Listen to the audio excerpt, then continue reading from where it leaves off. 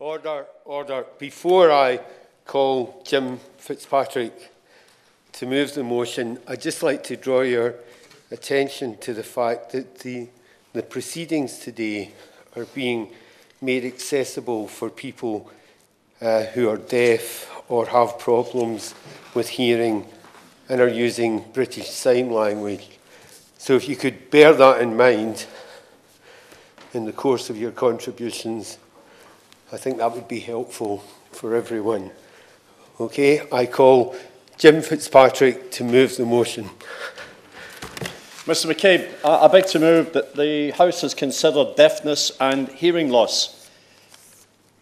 Mr McCabe, it's a pleasure to see you in the chair today, but even more pleased to see that our debate has been interpreted into sign language, which I believe is a parliamentary first. So we may be making history in this debate, which is great for all of us who are here to participate in this event. I'm grateful to the Backbench Business Committee for the opportunity to open this debate, and I'm very pleased to see so many colleagues have been able to join us here and will be contributing to this important discussion. It's good to see the Minister in his place, even though it's not exactly his brief, and I look forward to hearing the wind-ups from the opposition spokespersons and the government in due course.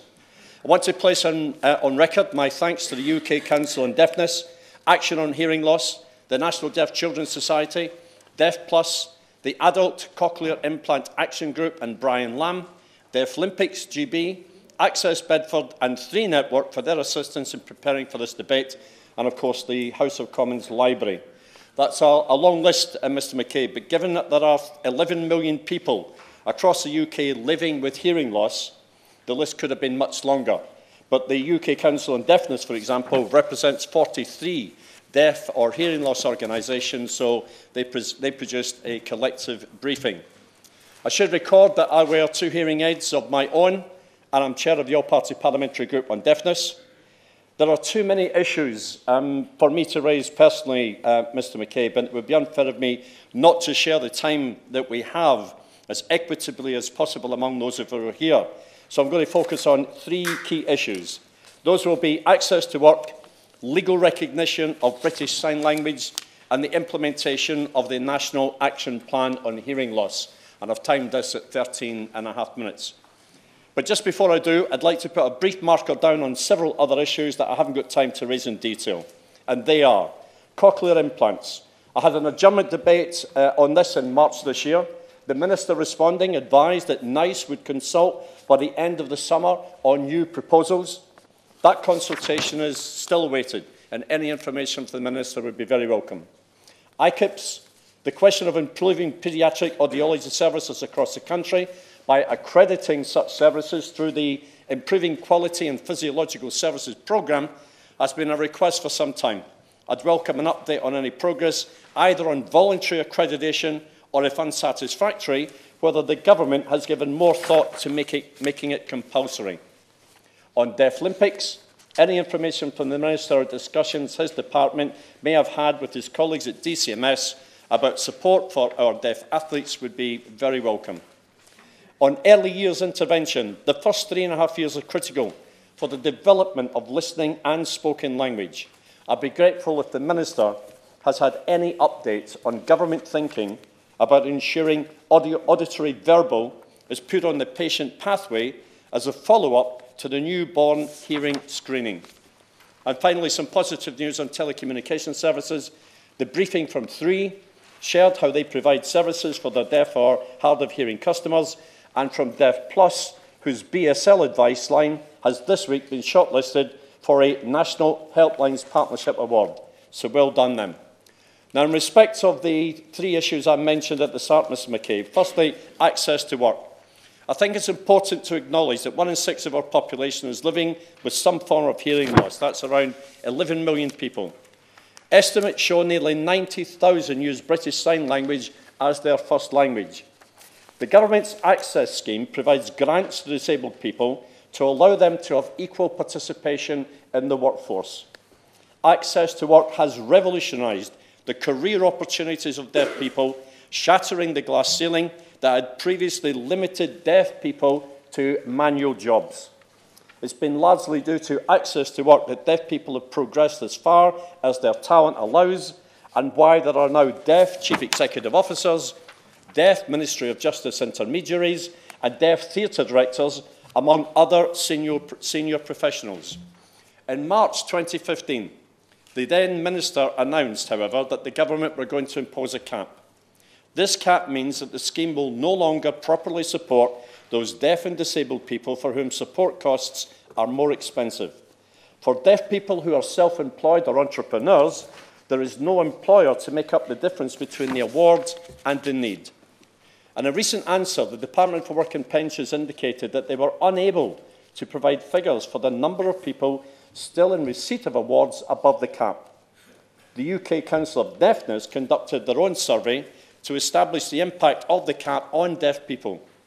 The survey had 87 responses, 60 from those who will be capped in April 2018, which, given that fewer than 200 people identified in the equality assessment could be in this situation, this is a high response rate.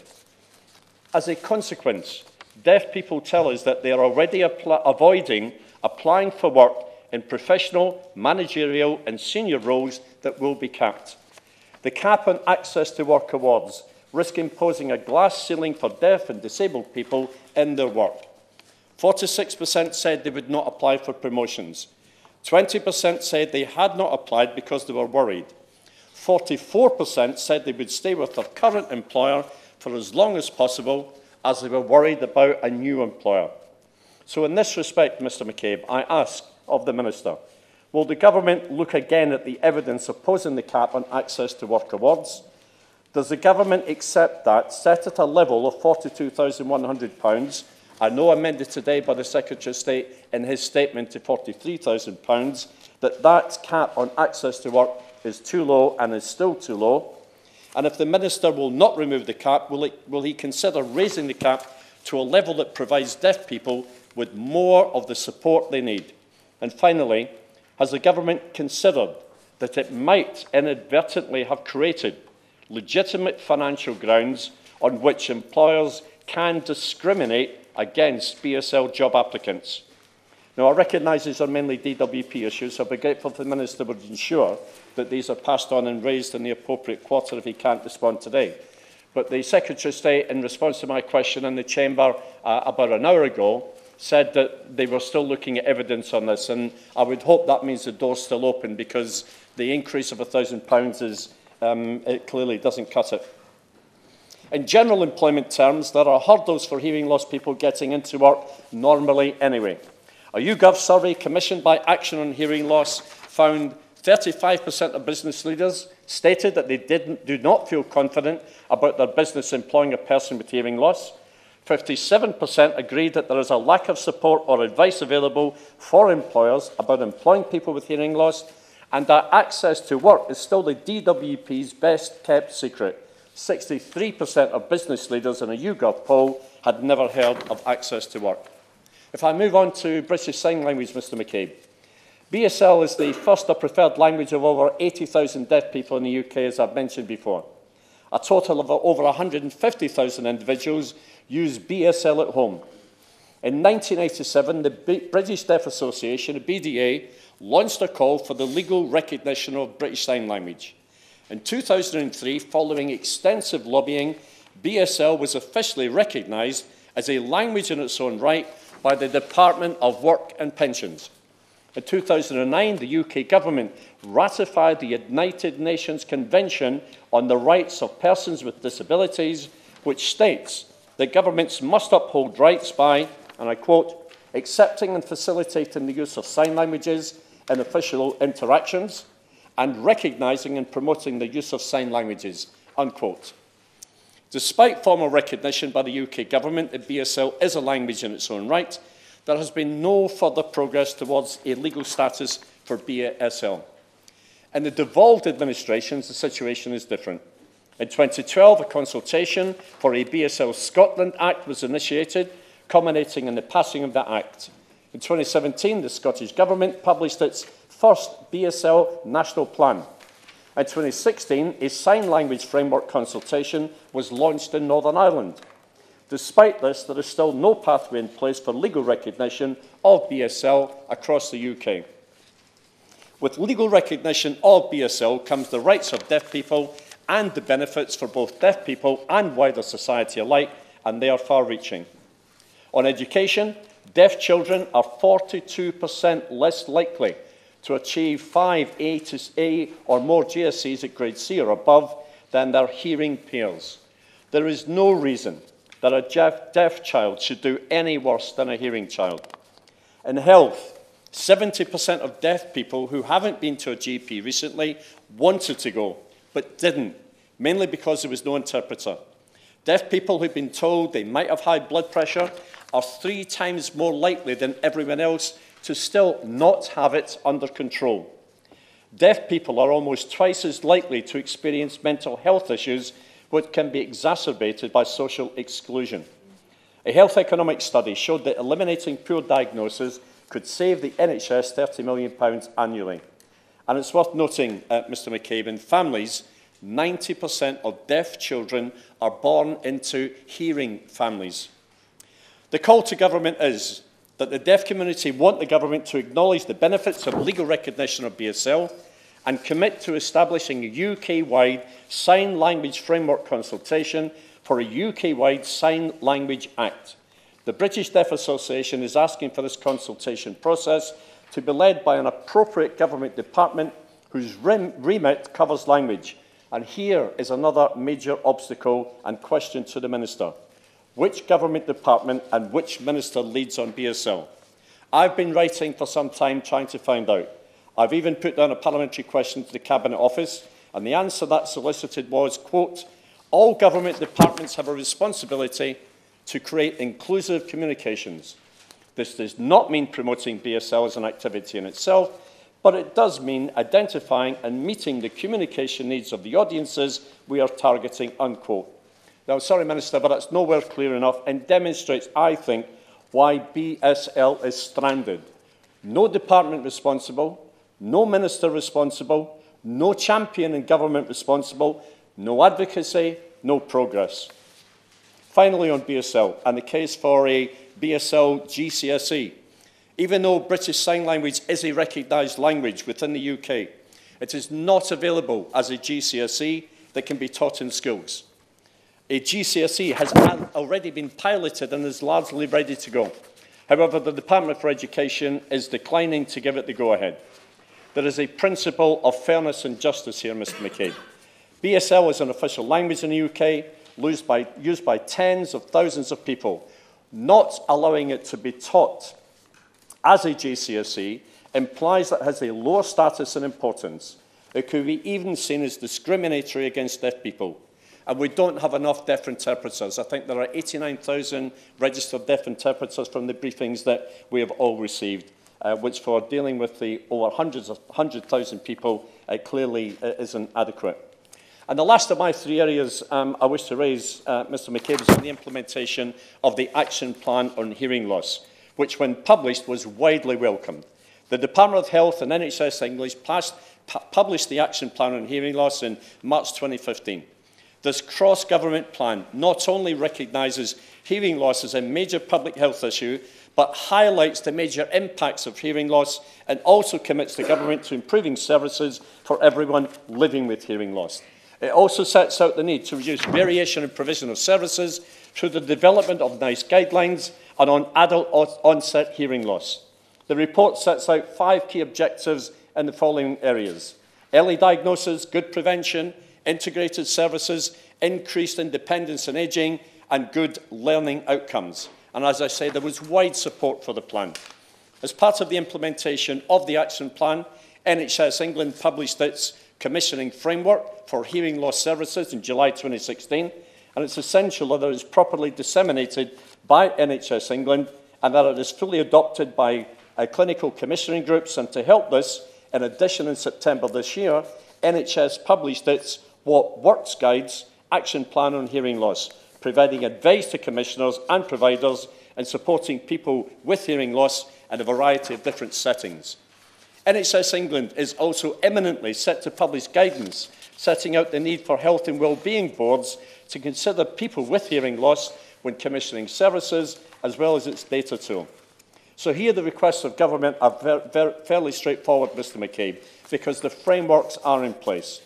The UK Council on Deafness are asking the government to work with NHS England, commissioners and professional bodies for medical professionals to raise the importance of early diagnosis for hearing loss, produce an analysis of the case for hearing screening, potentially adding hearing screening to the NHS health check provided to people in England aged 40 to 70, raise the importance of promoting the commissioning framework through NHS England.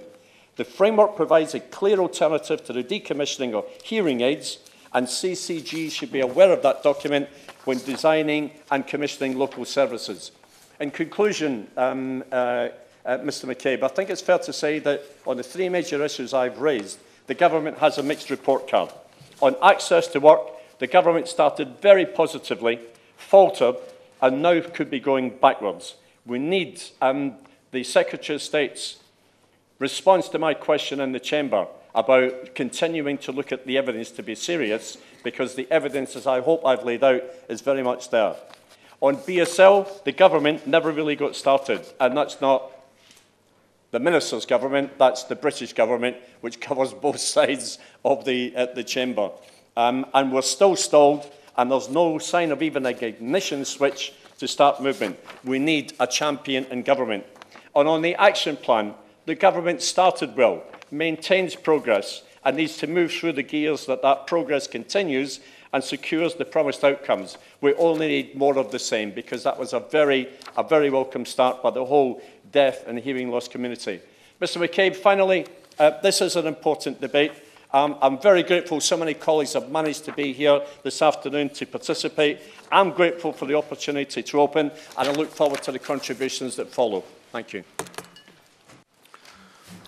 The question is that this House has considered deafness and hearing loss. I call Ian Stewart. Thank you, Mr McCabe. It's a great pleasure to serve under your chairmanship. And may I first start by congratulating the Honourable Gentleman from Poplar and Limehouse for his success in securing this debate, and also setting out the case with his customary courtesy and passion. And you know, he's been a champion of these issues for many, many years, so I really pay him a heartfelt tribute for that. Before I move into the substance of my speech, Mr McCabe, I would like firstly just to comment on the fact that we are, as Mr Fitzpatrick said, having this as the first debate to be transmitted via BSL. Unfortunately, this news of this came too late for one of my constituents, Christopher Jones, who did want to attend today, but decided not to travel down from Milton Keynes because he didn't think this facility would be available.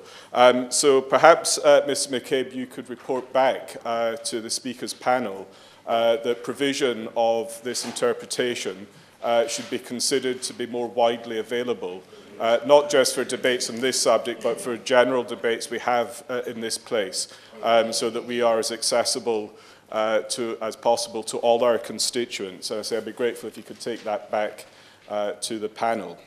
The particular issue I would like to focus on today is the introduction of a nationwide telecommunication relay service. This was my constituent, Mr Jones, came to see me about this a few weeks ago. In most advanced economies, there is a nationwide telecommunications relay service. I'm going to abbreviate it to TRS, which provides functionally equivalent telephone transmission services to deaf and hard of hearing individuals.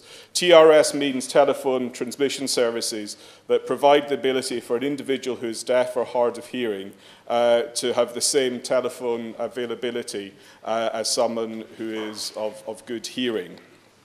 As telephone services and technologies evolve, so does the scope and the achievement of this functional equivalence. At one time, typed text communication was considered the functional equivalent of voice communication. But in the 21st century, captioning, video, and other technologies have changed what equivalency means. And the gaps that are now there between the what's available to hearing individuals and those with hearing deficiency is a growing gap. And sadly, in the UK, where we once were the first to introduce such systems, we now lag well behind other countries such as the US, Australia, Canada, and New Zealand. Functionally equivalent telephone services must be addressed, including but not limited to the following: the unrestricted availability of relay services provided on a 24-hour, 7 days a week basis, emergency preparedness and response to ensure delivery of relay services in the event of disruptions to telecommunication services and international capacity, telephone services to access the full array of existing telephone services offered by telecommunications companies. Importantly, competition, innovation and choice so that users can access a wide range of services. What works for some people in some circumstances might be different to what others need. There are different facilities available, and it's important that each user can choose the system that works best for them at any one time. And that might mean for one individual having different things at different times. My constituent says he would use one means to communicate with his family and a different one to do business conversations. There's many other issues as well that need to be considered. And while they might seem like lofty goals, they are currently being delivered in those countries I've mentioned. For example, Australia provides the following relay services: text phone to voice and voice to text phone voice carryover, text phone hearing carryover, speech to speech, video relay services, internet relay, mobile text relay, mobile SMS relay, caption telephone on the phone and web, and caption telephone to braille display.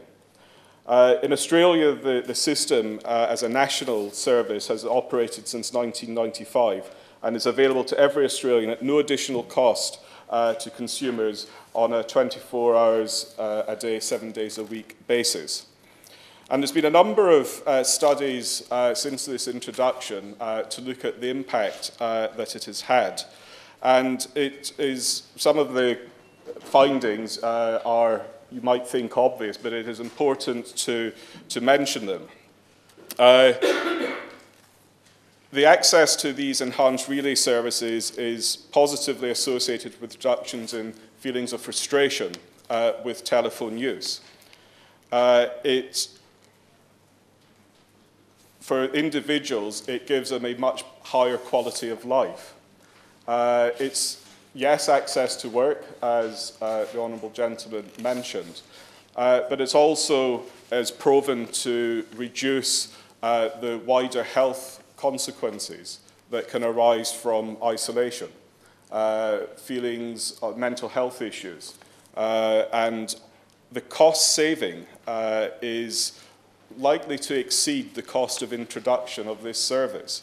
The Honourable Gentleman, I think I heard him mention a figure of £30 million annually that could be saved from the health and social care budgets if many of these feelings of social exclusion were dealt with. Ironically, my constituent was involved in setting up, designing and setting up such a system many years ago. It had to close down in 2008. He couldn't make it work. And part of the problem was that there was a bureaucratic muddle and delay, because this is often a cross-departmental issue.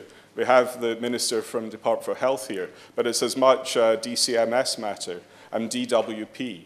And the potential benefits from the system my constituent introduced could not be realised because there was buck passing and delays, and there wasn't a joined-up approach to it.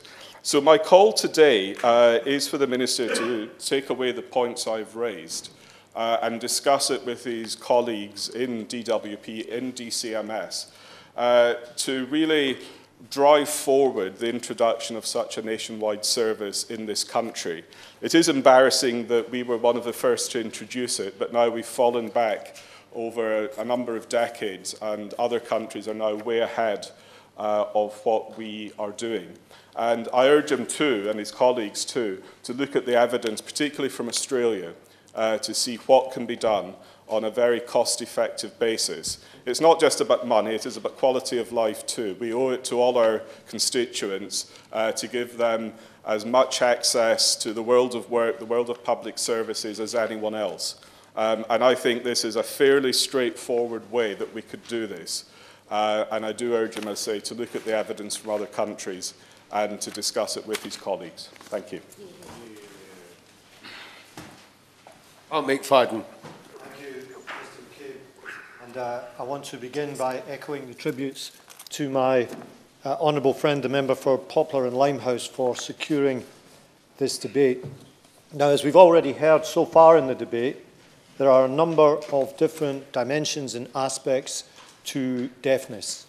But I want to focus on one particular issue, and that is the criteria for receiving cochlear implants under the NHS. My argument today is simple, that these criteria should be reviewed. It should be made easier to get an implant. To do so would transform the lives of those who need this technology.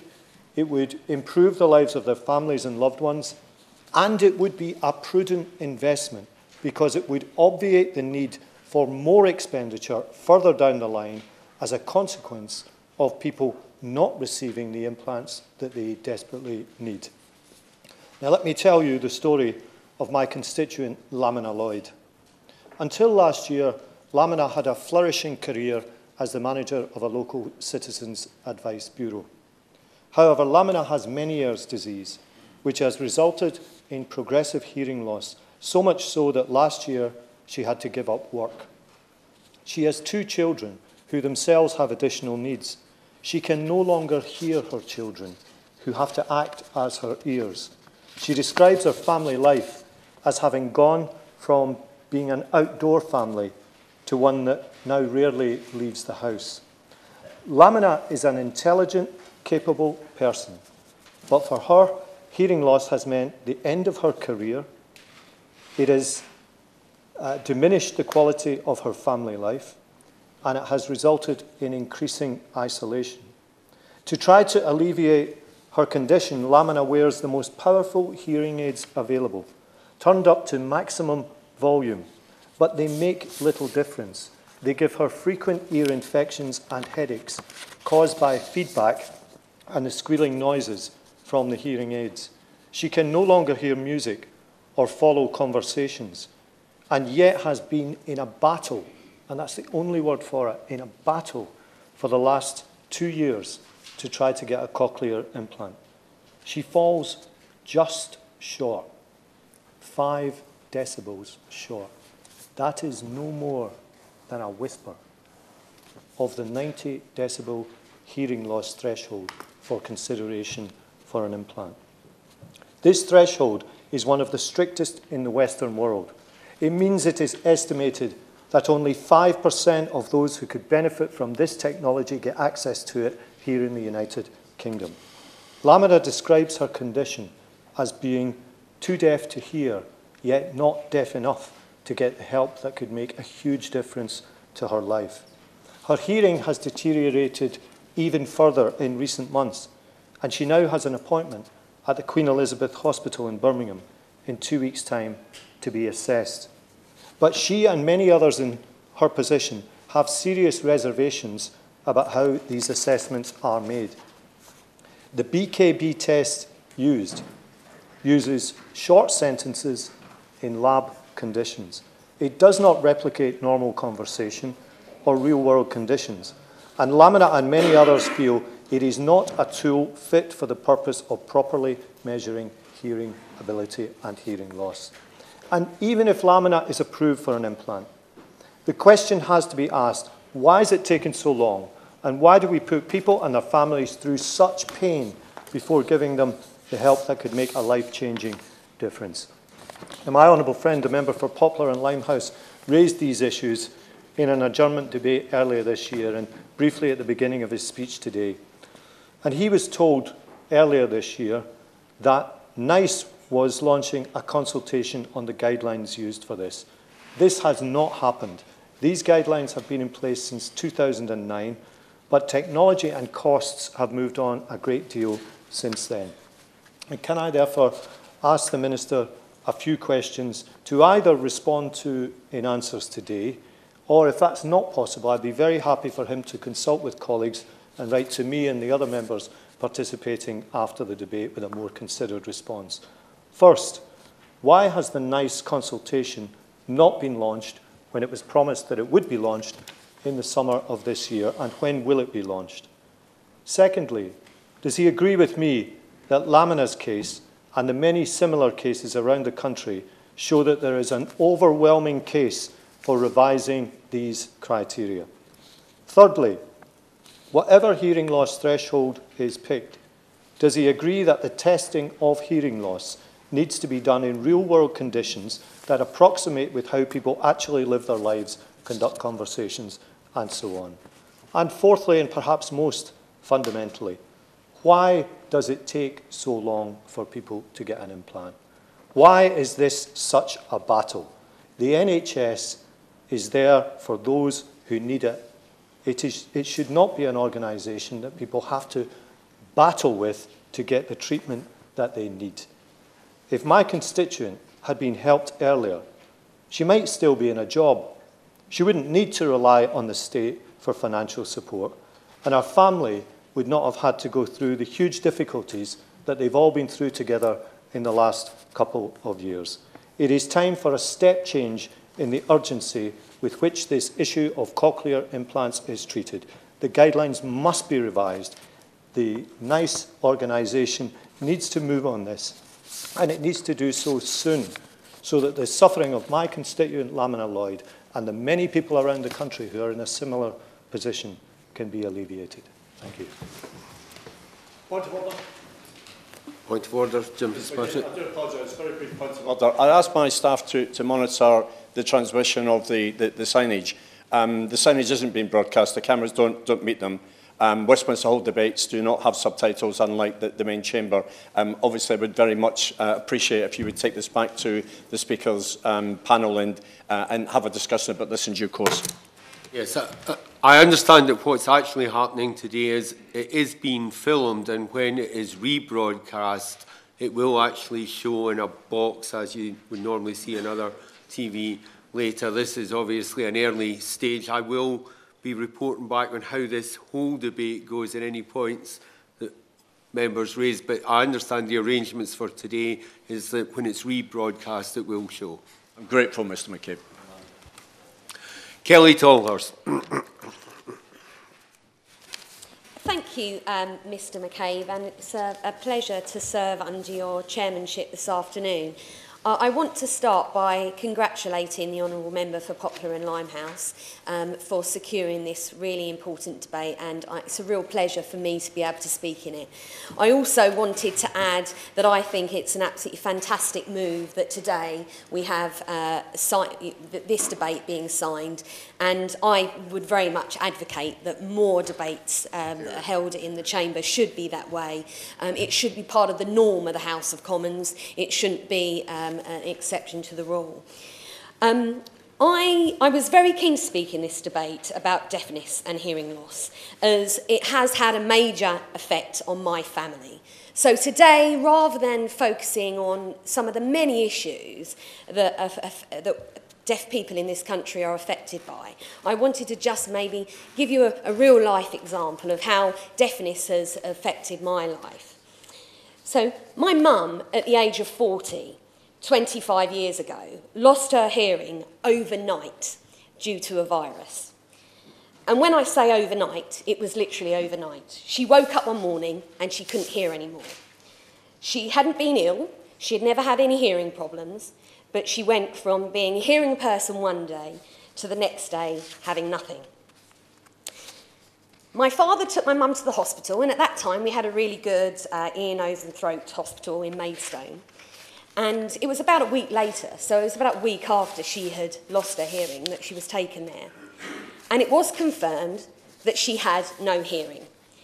They put her on steroids, they told her it was due to a virus, and that the hairs in her ears had died, and that it was probably very unlikely she would ever get her hearing back. This was absolutely devastating for my mother. and for all of us, my sister, myself and my dad. It changed her life and our life fundamentally. We couldn't communicate with her. Everything had to be written down. My mum couldn't sign, my mum couldn't lip read. So she was flung into isolation and into, to be honest with you, a state of depression. It was a really, really tough time with two teenage girls at that particular time who were very much into their singing, and all of a sudden my mum had to admit that she would never be able to hear her daughters sing again. So, because of the abruptness of her hearing loss, it was really difficult to mitigate some of the emotional damage that obviously she had impacted upon her. She was looked after by the NHS. You know, the NHS did try to help her. They gave her lip reading classes, they offered her support with a counsellor. They even offered, there had been another lady in the country who had lost her hearing overnight, like my mother, and they put her in contact with her. But of course, my mum was probably mourning the loss of something that she was never going to get back. But one thing that was quite important, and I'm moving on to, and to sort of back up what the Honourable Member for Wolverhampton South East has brought up this afternoon, is that she was never told that she was a candidate to have a cochlear ear implant. Deafness is the invisible disability. My mum didn't look like she had a disability. Her voice sounded like it always did, as she had been a hearing person for 40 years. But I saw and experienced firsthand the major barriers that people who are deaf have to experience. I recognise that there are strong differences between individuals who have been born deaf or have got gradual hearing loss, or had hearing loss as a small child, maybe due to meningitis or some other illness. But the biggest thing was, my mum didn't have any deaf friends, and we didn't actually even know any deaf people. But what was very acute was the opportunities for her were severely limited. My mum had been looked after my sister and I at home, and she was looking forward to going back to work because we were in our teens. And at that point, she all of a sudden found that she wasn't able to work because she couldn't really get the confidence, or, well, it was very difficult to understand anyone at that particular time. So the opportunities open to her were extremely limited. But eventually, after 8 years, my mum did decide that she wanted to do something about her hearing loss, and went to the doctors, and they talked to her about whether she could be a possible candidate for a cochlear ear implant. And it was decided that actually at the time she would have been able to have access to one immediately because of the severity of her hearing loss. It then took another 2 years for her to get to a situation where she had a cochlear ear implant, because obviously the funding at that time, 25 years ago, because obviously they weren't so frequent as they are now, was quite a challenge. Anyway, she had the cochlear ear implant after 10 years of suffering and being isolated, suffering with depression, not being able to go back into work. And sadly for her, the cochlear ear implant, after a year of travelling to St Thomas's Hospital with the fabulous technicians led by Terry Nunn at St Thomas's, decided that it hadn't actually worked. So she had to go back for a further cochlear ear implant. But at this time, and many people won't understand, is with a cochlear ear implant, it doesn't get your hearing back. You don't hear like you did when you were a hearing person, but it gives you some quality of life. And technology has changed. 25 years on, cochlear ear implants aren't just available in London. They're available all over the country. But what we do know, and what was very clear, is that the sooner you have a cochlear ear implant after the loss of your hearing, the greater the impact the cochlear ear implant will have, and in how it works and how you're able to hear. Now, I have been extremely worried about reading about some of the reports that have been mentioned that some CCGs now are looking at maybe to stop hearing aids. One of the only things that kept my mother going through those 10 years was that she was using a hearing aid, but it didn't help her hearing. All it did was accentuate the background noises and actually cut out some of her tinnitus some of the time. But hearing aids, if she wasn't able to have that access to that service in between that time before having a cochlear ear implant, it would have been even worse. So my worry is that if we are looking, in my view, hearing aids are a very, very cheap way of being able to have an impact on people who are suffering from gradual hearing loss.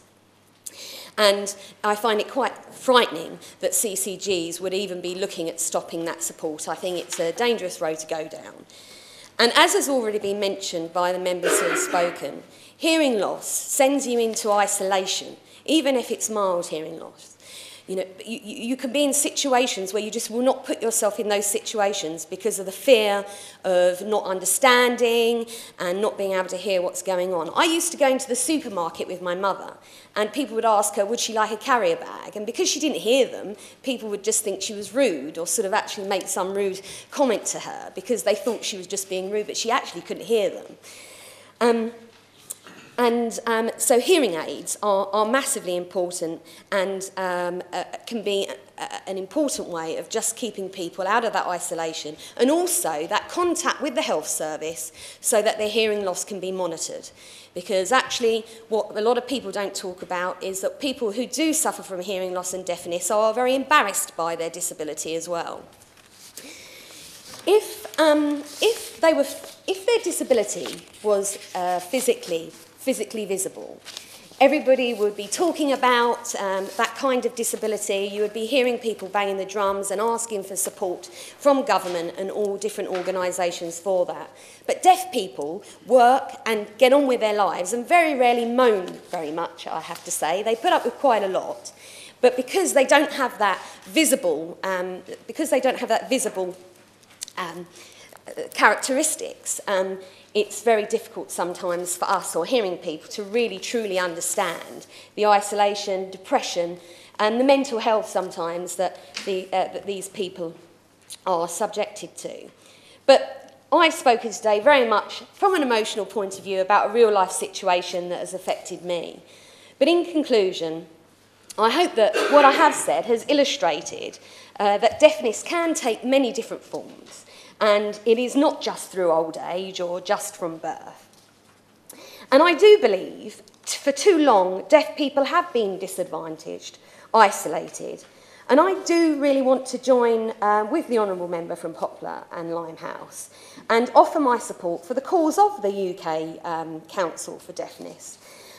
Because it's really good to have this debate, and I think all the recommendations in there are proper recommendations, well thought out, meaningful, and realistic asks. And I hope that this debate, and if anyone who is deaf listening or watching it hopefully next week, will see that here in Parliament it's really good to have these debates. We do care about deafness in this country and the people that suffer from that. And I very much am pleased to have been able to speak today. Thank you. Yeah.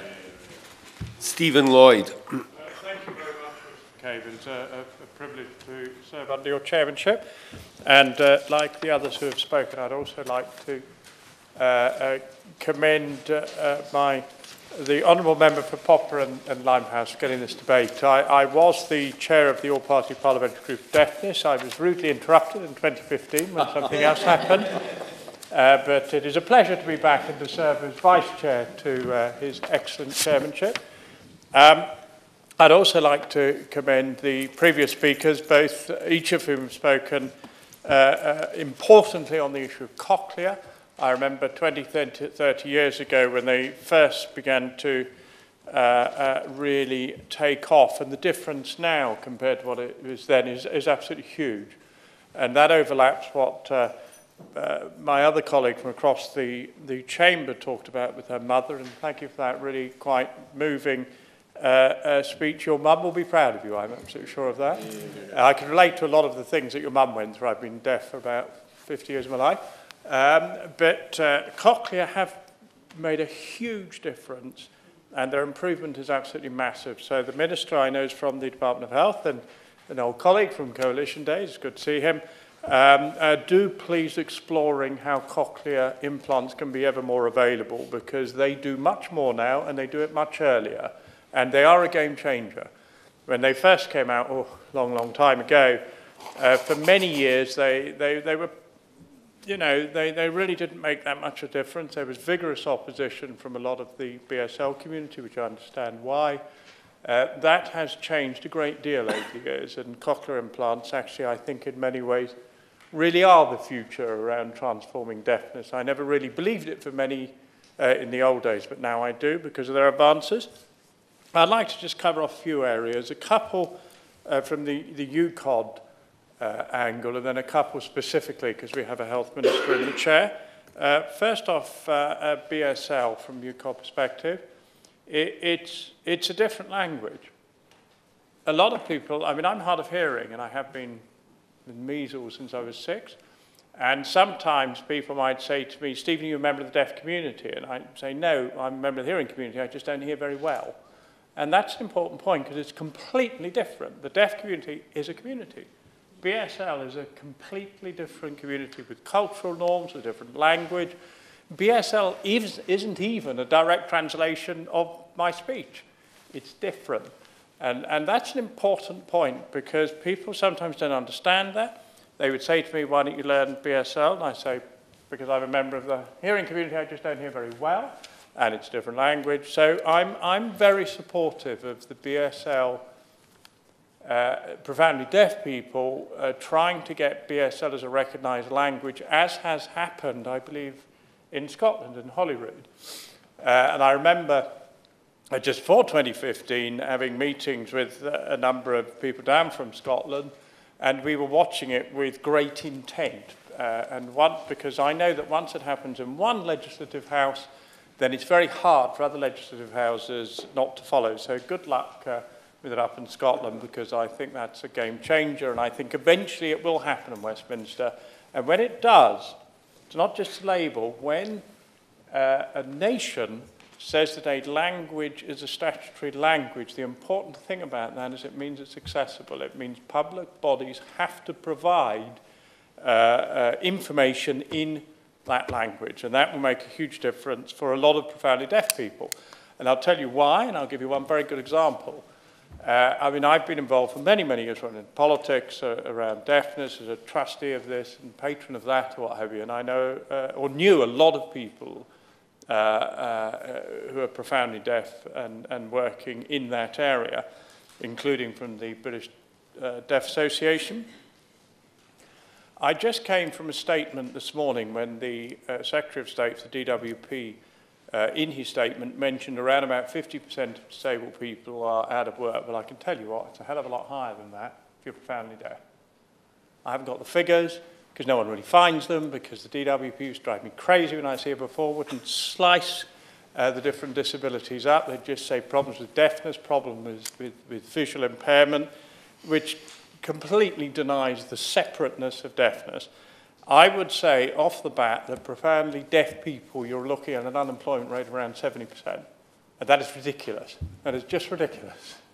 How can you possibly take out whatever it is, 100,000 people, if not more, of adult working age, and have the barriers as such that 70% is unemployed? It's a blooming outrage, it really is. And now I'm back at the House, tremendous, wonderful for the people of Eastbourne, or thank you for the people of Eastbourne. I'm very determined to lobby hard on BSL becoming an accepted language. I'm also very keen to join my colleague from Poplar and Limehouse on lobbying around access to work. It is actually a great thing that government have done. I think it was John Majors originally, to be honest. Access to work is a good thing. It's made a huge difference to a lot of people. And so I'm a big, big supporter. The challenge with it in many ways is it's made a great difference for people who are in work and acquire a disability either through illness or a catastrophic incident or what have you, and it's been fantastic in helping people stay in work. What I would like to see is access to work to be even more improved, particularly for the SME sector, so that they understand that they can employ people with disabilities, because access to work provides a lot of the money that will give an induction loop, will put a ramp in, do whatever is often necessary to help an employer take on a disabled person. And that's really important, because corporates kind of get it, because they're big and they're huge and they have massive HR departments and pots of money, and so they try to do their best. It's much harder if you're an SME. It's hard if you're employing 3 people, you know, and I'm the director, be it a plumber or whatever, and I work 7 days a week, and someone comes to see me and they've got a disability. It's just so much easier for folks to say, no, sorry, find an excuse, I'm not going to employ you. Well, in fact, access to work will often provide that money that will allow that SME to take on that disabled person. I'll let the House into a vast secret, and I say this with authority because I used to be a consultant in this area for years. You employ disabled people, you get lower churn. I've seen that in call centres, I've seen that in businesses, I've seen it in numerous different areas. And I used to be very involved with the FSB, and I'm sure I will be again now I'm back. Lower churn is really important when a lot of your money, a lot of your spend is going on employment and employing people. At a later date, I'll explain why you get lower churn, but you do. So access to work is something that... Stephen. Yes, sir, I'm sorry.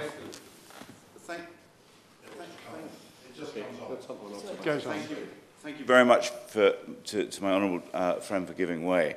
Would he agree with me that one of the issues, you're talking about SMEs and some of the challenges actually for them in employing people with such impairment, that it is also an issue where so many people who do suffer with deafness or hearing, failing hearing, to actually progress within an organisation because of the cap, and that it actually sort of is almost self-enforcing in terms of people then being pressed into part-time working.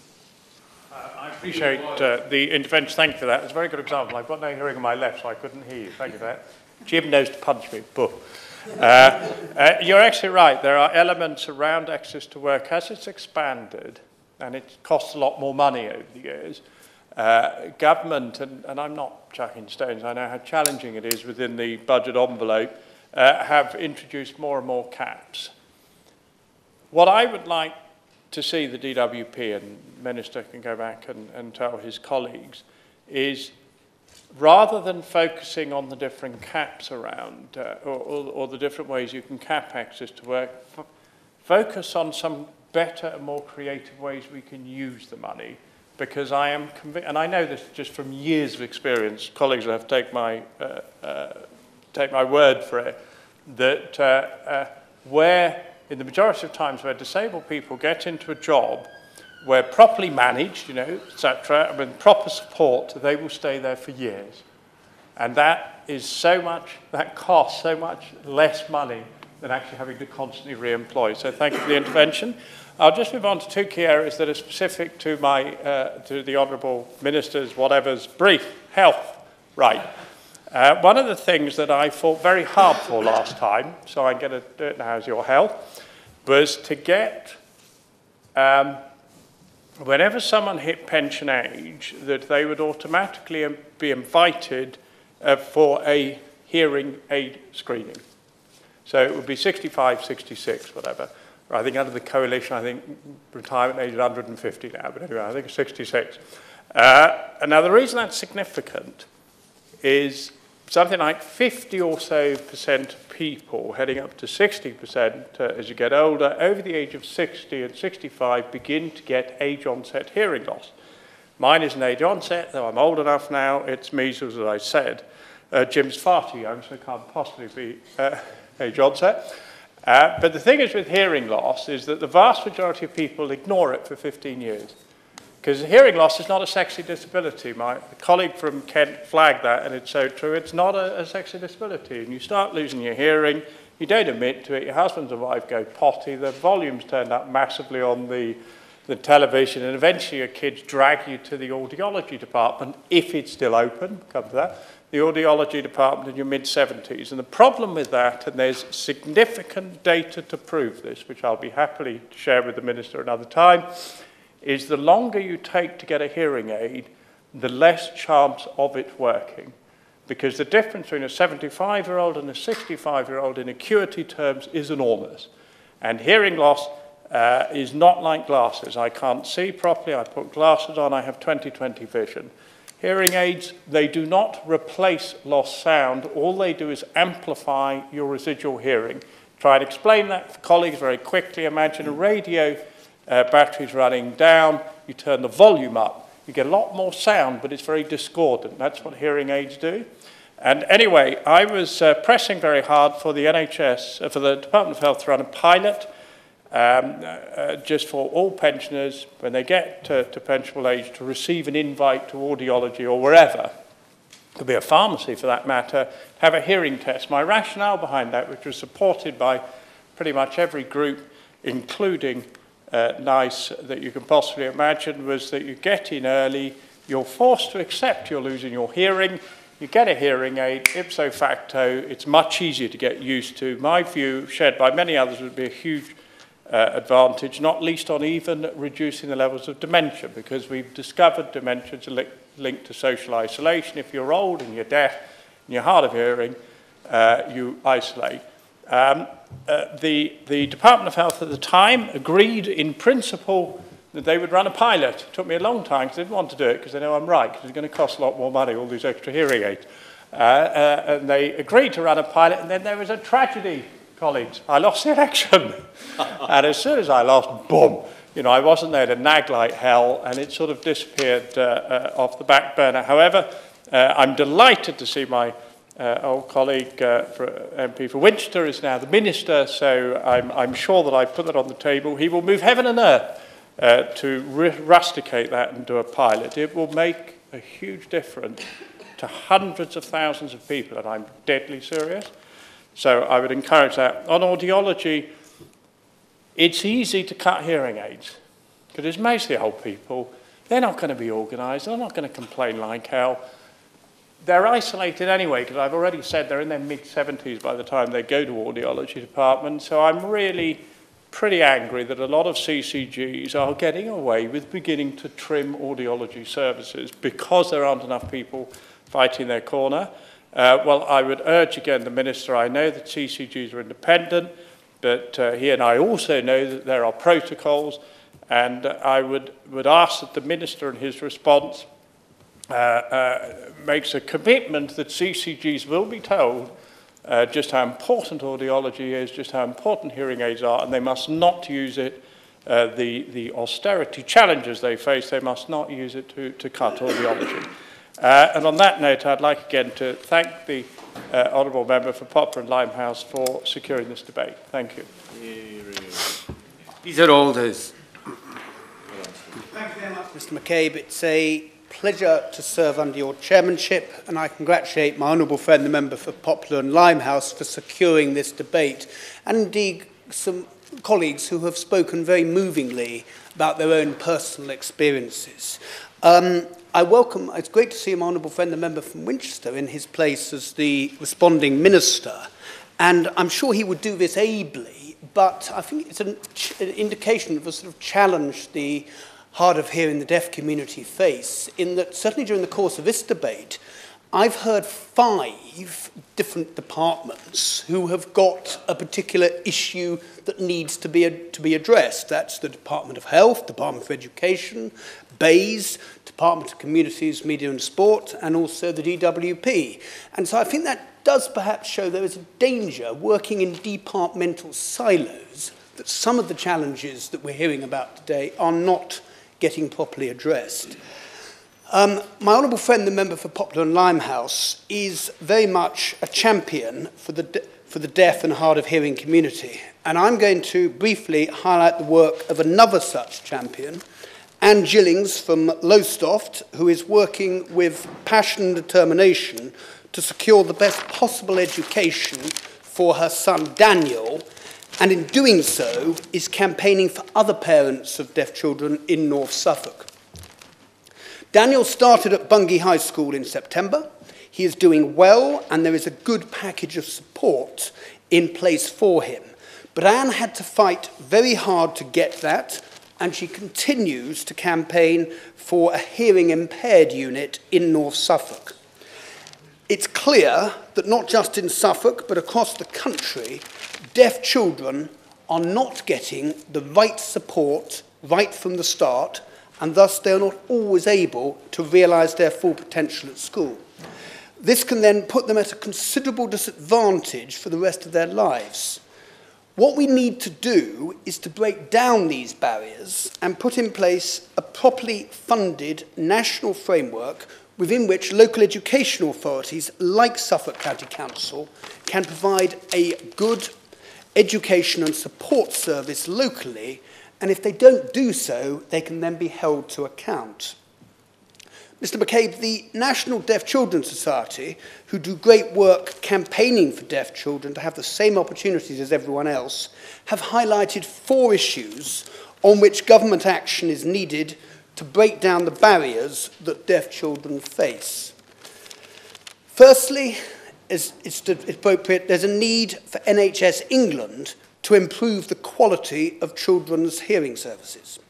The National Deaf Children's Society have highlighted in their Listen Up campaign that across the country, many such services have significant shortcomings and are failing to meet the necessary standards in audiology.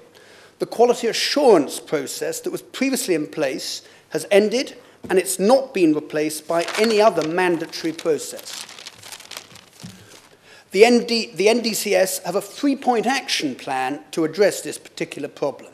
Firstly, NHS England must ensure that children's audiology services, that those services they directly commission, such as to the under 5s, they should ensure that they comply with the improving quality and physiological services, that's IKIPIP's accreditation programme. Secondly, it is vitally important that this programme is more transparent so that families know whether their services are good quality or if they need to be improved. And thirdly, it is necessary for the accreditation process to be compulsory so that all paediatric audiology services are moving towards running a good quality operation. My second point relates to access to hearing radio aids technology for deaf children. Radio aids have a vitally important role to play in helping deaf children hear speech. They enable children to better understand their teacher. They also have a big impact in improving parent-child communication. Despite these obvious benefits, most local authorities do not currently make radio aids available for use by families in the home. The NDCS are calling on local authorities and the Department for Education to ensure that every child who could benefit from a radio aid is given access to one at the earliest possible opportunity. To do this, the Department for Education should encourage local authorities to make use of their Special Provision Capital Fund to provide radio aids where they are needed. The third point relates to a British Sign Language and the need for GCSE in British Sign Language. Mr. McCabe, a campaign which the government really must listen to is the Right to Sign campaign for British Sign Language to be available as a GCSE that can be taught in schools. As Anne Gillings points out, it is the first language of deaf children. It is discriminatory that deaf children do not have the opportunity to achieve what is probably the widest recognised qualification, and it is given a lower status than other languages. There are other accredited British Sign Language. There are other accredited qualifications in British Sign Language, but these are not widely available to children in schools and are less likely to be recognised by employers. Daniel Gillings achieved his BSL Level 1 3 years ago, but it was not funded. Anne tutored him and paid for all the assessments herself. There is a compelling case for a GCSE in BSL in terms of equality, denial of choice for deaf children, and it places an unnecessary barrier to further and higher education and thereafter entering the workplace. This barrier must be removed. A GCSE has already been piloted and is largely ready to go. The Department for Education must make an exception to their blanket policy of not allowing any new GCSEs to be developed. The fourth point and final point I have relates to the Special Educational Needs and Disabilities Framework. The Children and Families Act of 2014 made significant changes to the Special Educational Needs and Disabilities, that's the SEND framework. One of the key changes was to replace SEN statements with Education, Health and Care plans, EHC plans. The deadline for implementing these changes is April of next year, and there is a concern that many schools and local educational authorities are struggling to implement these changes in time. In Suffolk, Ofsted and the CQC identified weaknesses in the County Council's practices in meeting this requirement of the Act. To ensure that authorities like Suffolk are able to meet their obligations, they must be provided with sufficient funding. Whilst the high needs block, which funds SEN support, has been protected in cash terms, it has not been adjusted to reflect a variety of additional challenges. That's the rising number of children and young people requiring additional support, the greater local authority responsibility for young children with SEND, aged between 16 and 25, and also in early years, and also a trend towards more children being placed in special schools. Mr. McCabe, more money needs to be made available, and Ofsted need to review how it can strengthen the accountability framework around SEND and how it inspects schools. In conclusion, Anne Gillings has gone that extra mile and works tirelessly to ensure that Daniel gets the opportunity to have the best possible start in life, to have the best possible education, so that he can realise his full potential. There are many barriers that have been placed in her way in pursuit of this goal. I would suggest that it is our duty, it is the duty of government, and it is the duty of local authorities to remove these barriers as soon as possible. Thank you. Kerry McCarthy. It's a pleasure to see you in the chair, as always, and I thank my honourable friend, the member for Poplar and Limehouse, for securing this important debate. I think the contributions we've had so far have been fantastic. There are two issues in particular that affect deaf and hard of hearing people that I wish to raise today. The first is accreditation of children's hearing services, and the second is the cap on the Access to Work scheme grants, which have already been spoken about. There are over 50,000 deaf children across the UK and an estimated 794 deaf children in the Bristol area alone. For these children, high-quality audiology services to carry out tests, fit and maintain hearing aids and provide rehabilitative support are vital. Despite this, the government has stopped mandatory inspection of services, instead replacing them with the Improving Quality in Physiological Services, IQIPS accreditation programme. And since this voluntary programme started in 2012, only 15% of children's audiology services have achieved IQIPS accreditation. So that means that 85% cannot guarantee that their service is of good quality. And I would say that this lack of transparency is unacceptable. It's leaving far too many families in the dark about the quality of their child's audiology service. And obviously it's of immense importance to parents that their children do get access to good services. Some have stepped up to the starting blocks by signing up to the scheme, such as St Michael's Hospital in Bristol, which serves my constituents, and a few are nearing the finish line and accreditation, but too many are not taking part at all.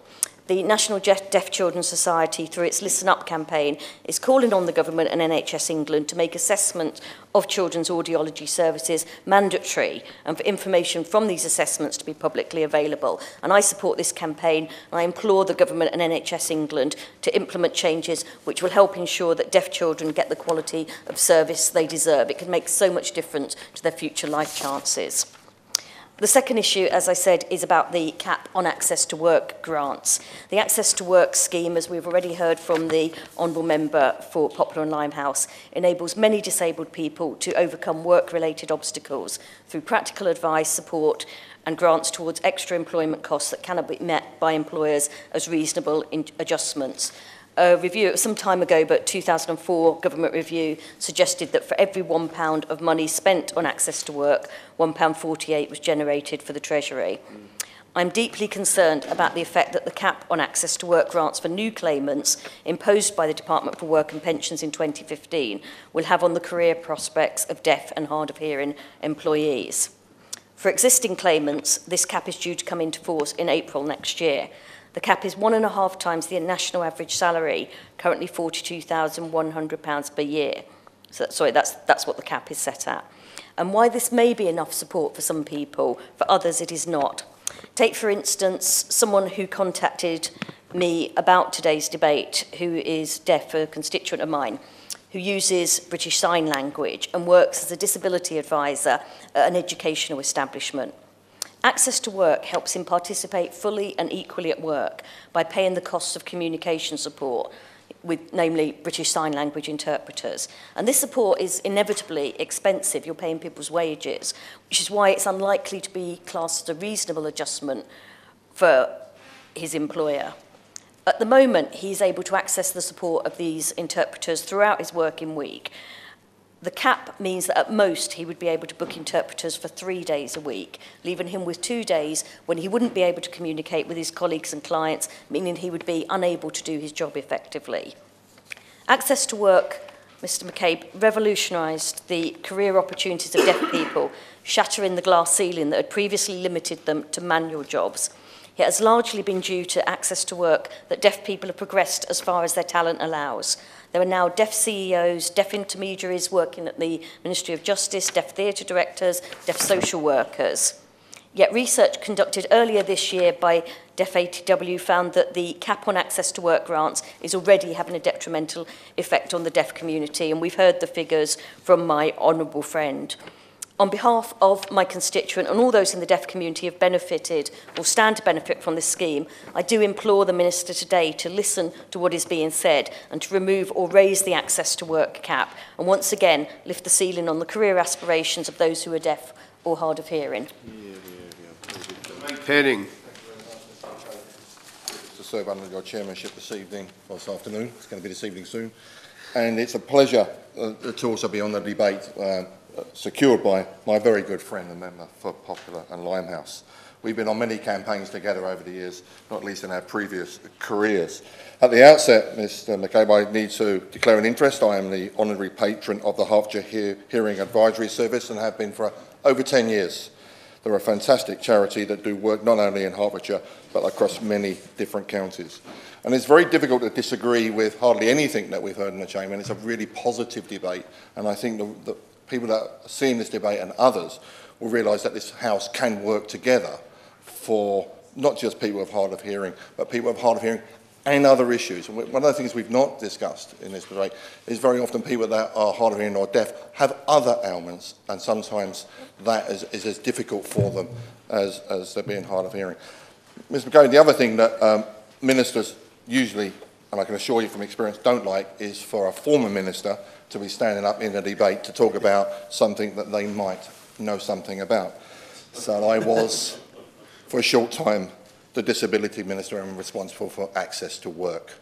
So let me, if I can, be positive about it and also say this breaks some of the taboos about this. Access to work, as we've heard, is one of the great schemes for people across this great nation of ours that had been left behind, ignored, told that they couldn't work. Employers told them that they couldn't employ them. It wasn't safe to employ them. And as we've heard, that was complete and utter rubbish. And I don't have to believe the honourable gentleman to take his word for it, because the evidence is there within the Department of Work and Pensions that people that have disabilities work harder, are more likely to turn up for work, they're more dedicated and more committed than any other of their employees. That's a fact, we know that. And when I went around the country doing the Disability Confident, trying to encourage employers to take on people with all types of disabilities, that was pretty easy, as we've heard, with the bigger companies. And there are some fantastic large companies out there, and particularly the Royal Mail, can I say, who get biffed around a little bit sometimes in this House. But their commitment to people that either arrive with disabilities or then gain disabilities while they're employed there is simply fantastic. But it is really hard with the SMEs. And there's this myth about that, there's the risk. health and safety prevents me. Well, I was the health and safety minister as well, so I was happy to go around and dismiss that. But we have to work really hard with the SMEs. And Access to Work fantastically helped thousands and thousands of people get into work and have that confidence to stay. And the cap was brought in just before I became the minister, and one of the first things I said is, where is the evidence base? Where is the evidence base that the department has that we need to do this, and whether the cap will work? So there is evidence in the department. I say this on the record. They know exactly, and it's continually reviewed. One of the things that you're taught as a minister when you stand at the dispatch box is you always say, the government continues to keep under review this, that, or whatever. And I can assure you, the department keeps under the review, and it's really a shame that, you know, my friend here who was my PPS is responsible for this, but I say this to the DWP that will be seeing the record for this. They know where it's going to work, they are keeping it under review, and they need to be open and honest as to how it's working. And if it's not working, then it needs to be adjusted. Because for me, as a former minister, I'm not going to have all that great work lost, all those people's aspirations and commitment to work being lost because of a cap which actually in real terms doesn't save a huge amount of the money. I give way to my own friend. I'm grateful to forgive me, because it makes the same points as I think we've all made. It is a great scheme. It does work. As I understand it, the logic is there is only so much money in the pot, and obviously that's always the case for government, and therefore the cap is to try and spread that which is available as widely as possible. But those people who do have fantastic talent, who could be advocates and champion for the deaf community by becoming chief executives and leaders of their professions, etc., they have that glass ceiling reinforced because they can only get, from today, £43,000. So it's not a criticism. Well, it is a criticism in some respects, but it's a criticism to say we need to make sure that the evidence is being looked at regularly. And you know, governments need to be kicked and beaten up at times when they get things wrong, and they need to be praised when they got things right. And I was very proud that a Conservative government brought this in. I think it was massively, massively important. And if that evidence doesn't show that this is going to work, and there will always be examples of, you know, there was an abuse within the system and things like that, but that mustn't be an excuse to have a carte blanche look and say, no, this is the only way this can work is with a cap. So I say to the Minister, who, as I say, would have looked twice as when he came in and realised what most of this debate would be about, which is not actually his portfolio, but actually the DWP portfolio in this particular area. Now, I'm more than happy to go across to my old department and sit with my old officials and explain to them exactly where the evidence must be within their cupboards. Can I also, Ms McCabe, just touch on two other areas briefly, and then one area which hasn't been touched on at all in my closing remarks. I do not understand in the 21st century, which is a language which is recognised, is not recognised in this House and across the country. I really don't understand why all these years after I stood in the chamber in 2005 and did a point of order complaining that there wasn't a hearing loop available for my constituents when they were in the House, and even when it was installed it didn't work very properly. This is the first time in a debate that we've had signing for our constituents. I think this is something, and there will all be people going on about it must cost more money. The cost is minimal compared to the benefit that would happen to our constituents being part of the democratic process, which is what we're in, of course. Be very brief because I have others to talk. I'd like to thank the honourable friend for kicking off about the induction loop years ago, because I can tell you I couldn't function as an MP in the chamber without the induction loop. So thank you.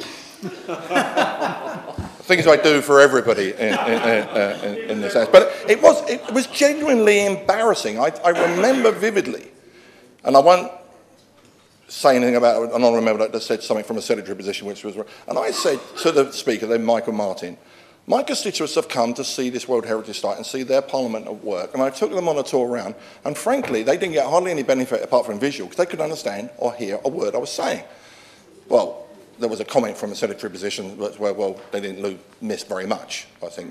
But the point that I was trying to get across is that, you know, the mother of parliaments, and as we've heard from my colleagues earlier on, you know, we're way behind the loop again now, and I'm sorry to use terrible pun, but we are really behind it. And I hope this is a lurch forward we're going to have, and I know all the clerks have been coming in and the speaker's going to get reported to and all that. Great. It's absolutely useless unless someone actually does something and then we move on. And this should be live transmitted. And I know this is the trial, but this should be actually live. Secondly, and very short and very briefly, there should be a GCSE. I just find it absolutely fascinating. If you look at the different courses and the different things that our young people do within schools and colleges, and for them to be excluded in this way, I mean, there must be something. If they don't want to extend it anymore, they don't want any more GCSEs, well, we can drop one of the ones which doesn't actually get used anywhere near as much as what this would get used. And to make people... And the one thing that's been said to me in my own constituency of people that are not deaf and hard of hearing want to be able to communicate. They want to do these courses as well. They want to have a GCSE because they can chat away with their mates in that sort of way. So I think that's a simple thing. I can't see where there's huge cost implications in doing that. And so that should be moved on, as we've heard this afternoon. Can I just touch at the end, Mr. McCabe, on people whose hearing has been impaired by industrial injuries? It's not been mentioned at all during the debate, not only because people don't believe that they should do it. I just think it's one of those issues that because it's not, people can't see that you've got an industrial injury. It's not like so many industrial injuries that I've seen in my former job as a fireman, like my honourable friend did as well. But there was something really very wrong about how we measure industrial injuries, and in particular, hearing impairment industrial injuries. We've already heard so many people who have hearing impairment don't admit it to themselves, don't admit it to their wives and their loved ones, even though probably their lives and their ones are more aware that there's an issue going on, but certainly don't talk about it to their employer or their previous employers. And I can talk about this in a way because my eardrum is perforated.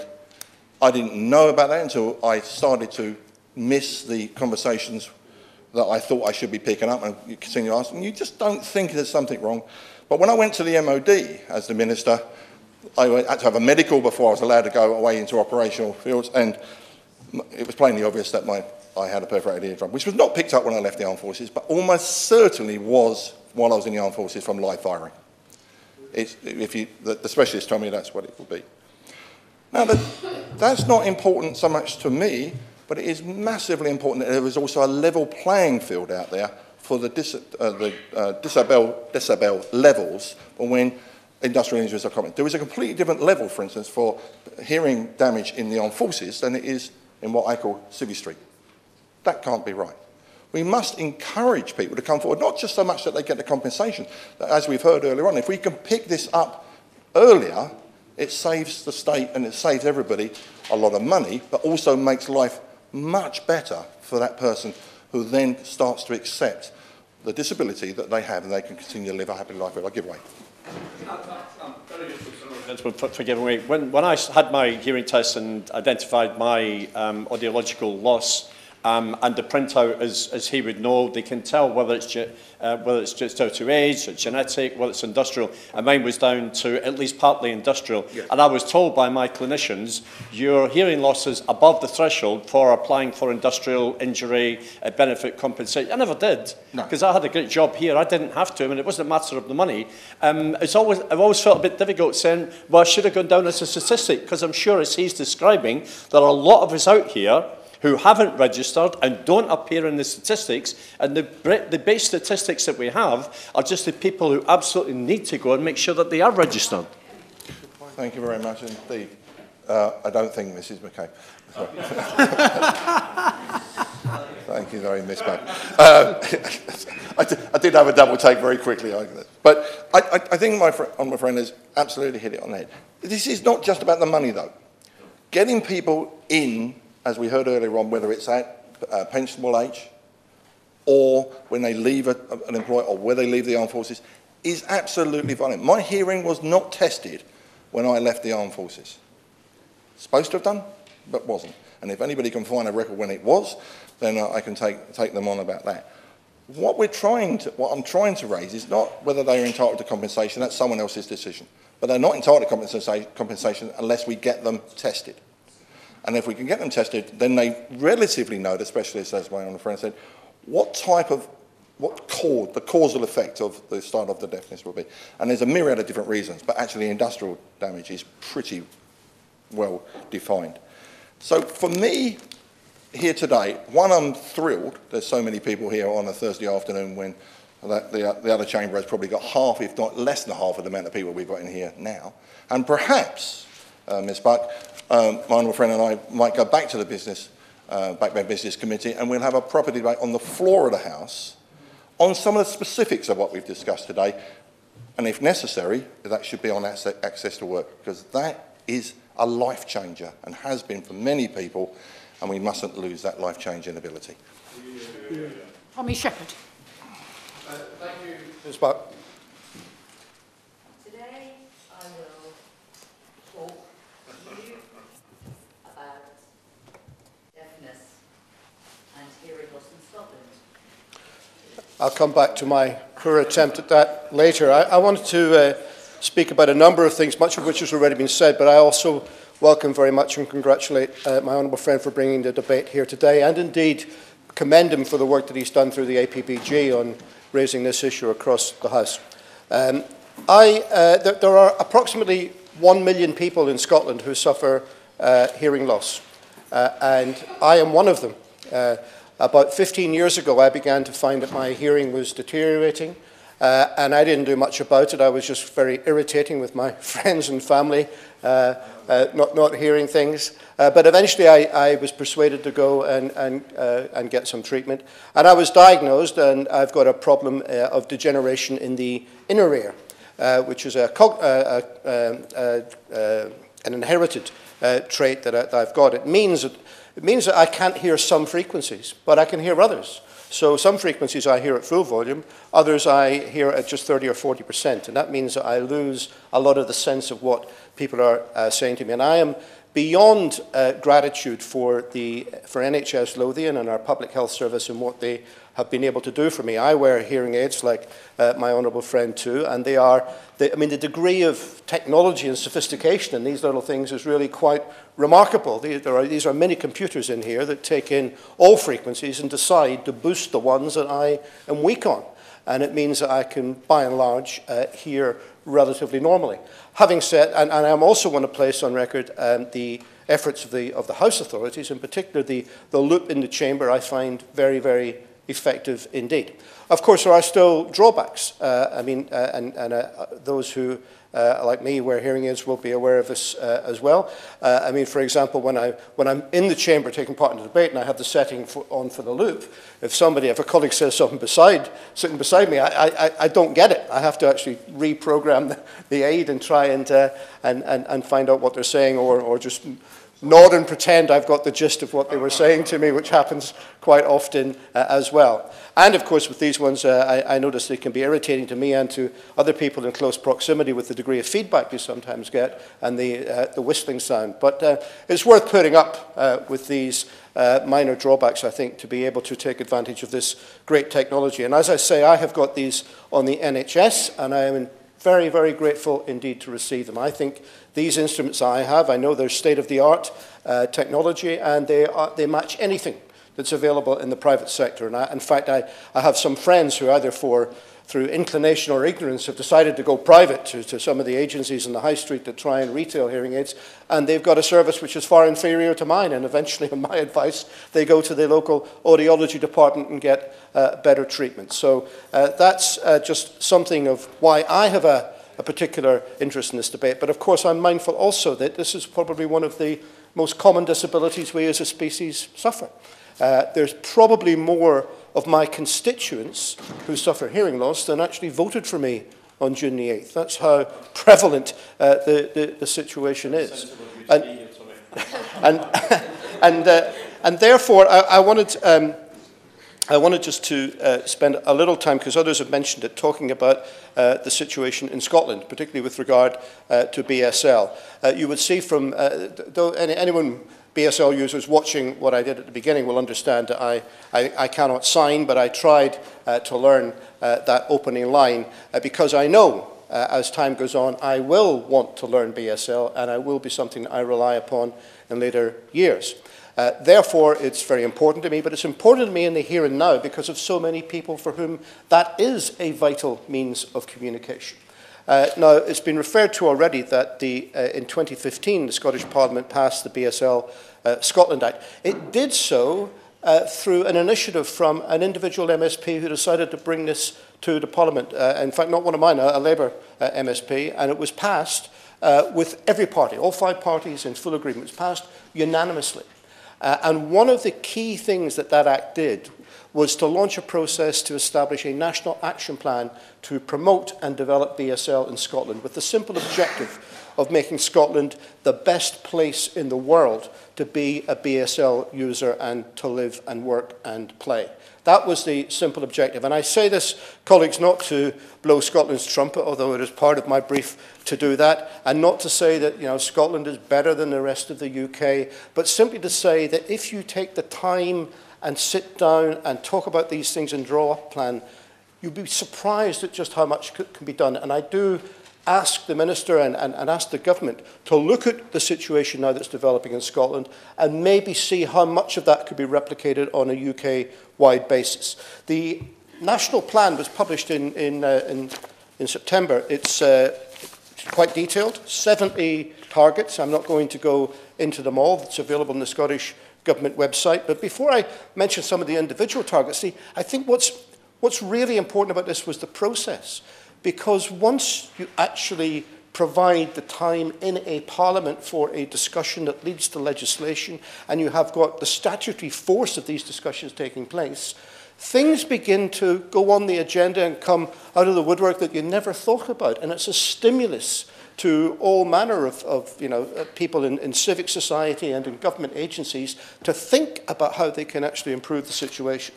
So there are 70 detailed targets set here for the next 3 years. I mean, just to give you a flavour of them, the very first one, by the way, is to look at how we can build into the 2021 census a question or a series of questions which identify in detail the number of BSL users that are taking part in that census so that we have the data on which to plan in the future.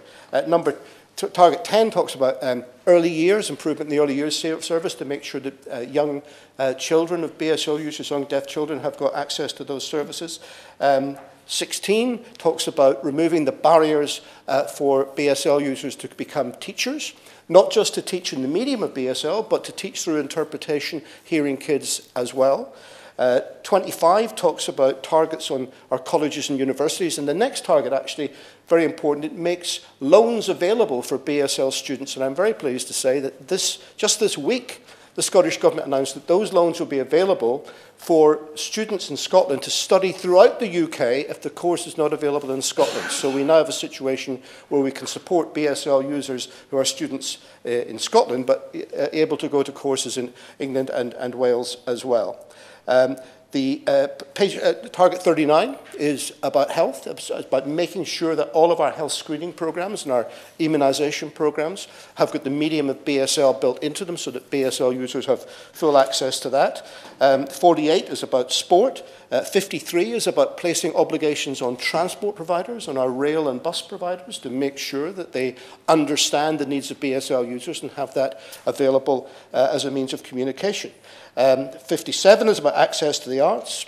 Target 63 is about making sure our fire and emergency services and our police service understand the needs of BSL users and have a facility to be able to communicate with them on that basis. And finally, the last one I'd pick out is that there's a target in there as well to actually improve electoral participation, improve voting by BSL users in the political process. So a series of very good targets, but probably the best thing about them is the way in which BSL users themselves have bought into the process and have become part of developing this action plan.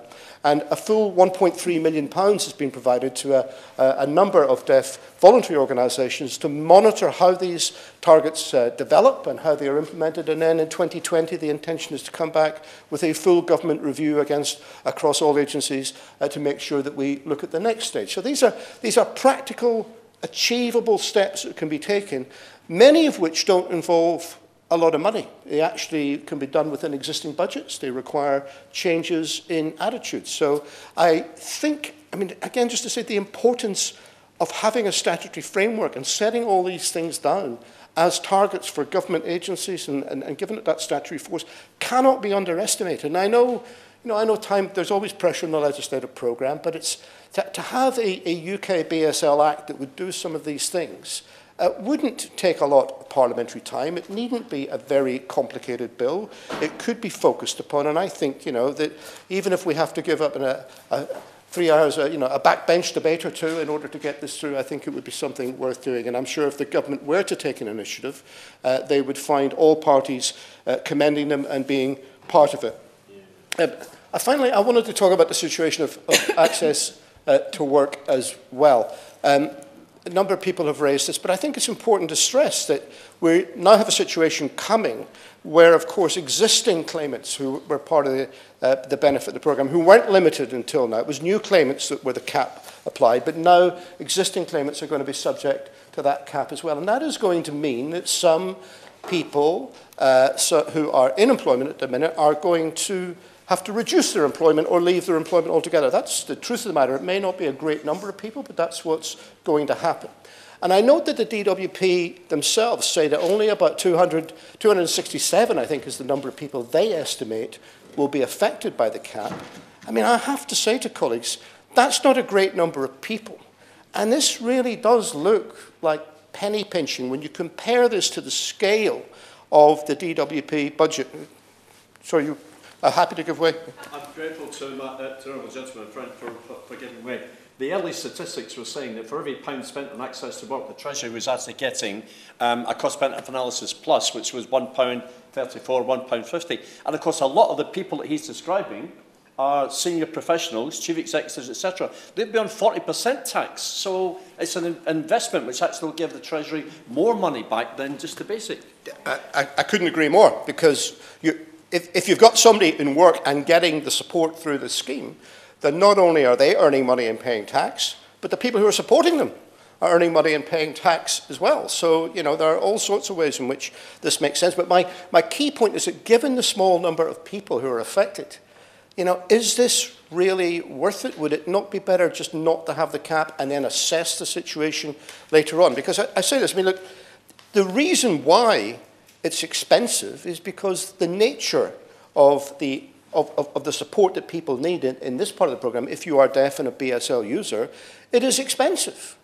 And it's expensive because it's undertaken by hard-working professional people like these who have trained very hard for the job that they do. Now, it might be that at some stage in the future, the developments in audio technology and computer graphics will be such that we'll get an app on our smartphone that will turn speech into sign in a way that works. Who knows? But that's for the future. For now, we need professional human beings to be able to provide this service. And I think we should accept as a society that for the limited number of people that are affected by this, that is a price that's worth paying.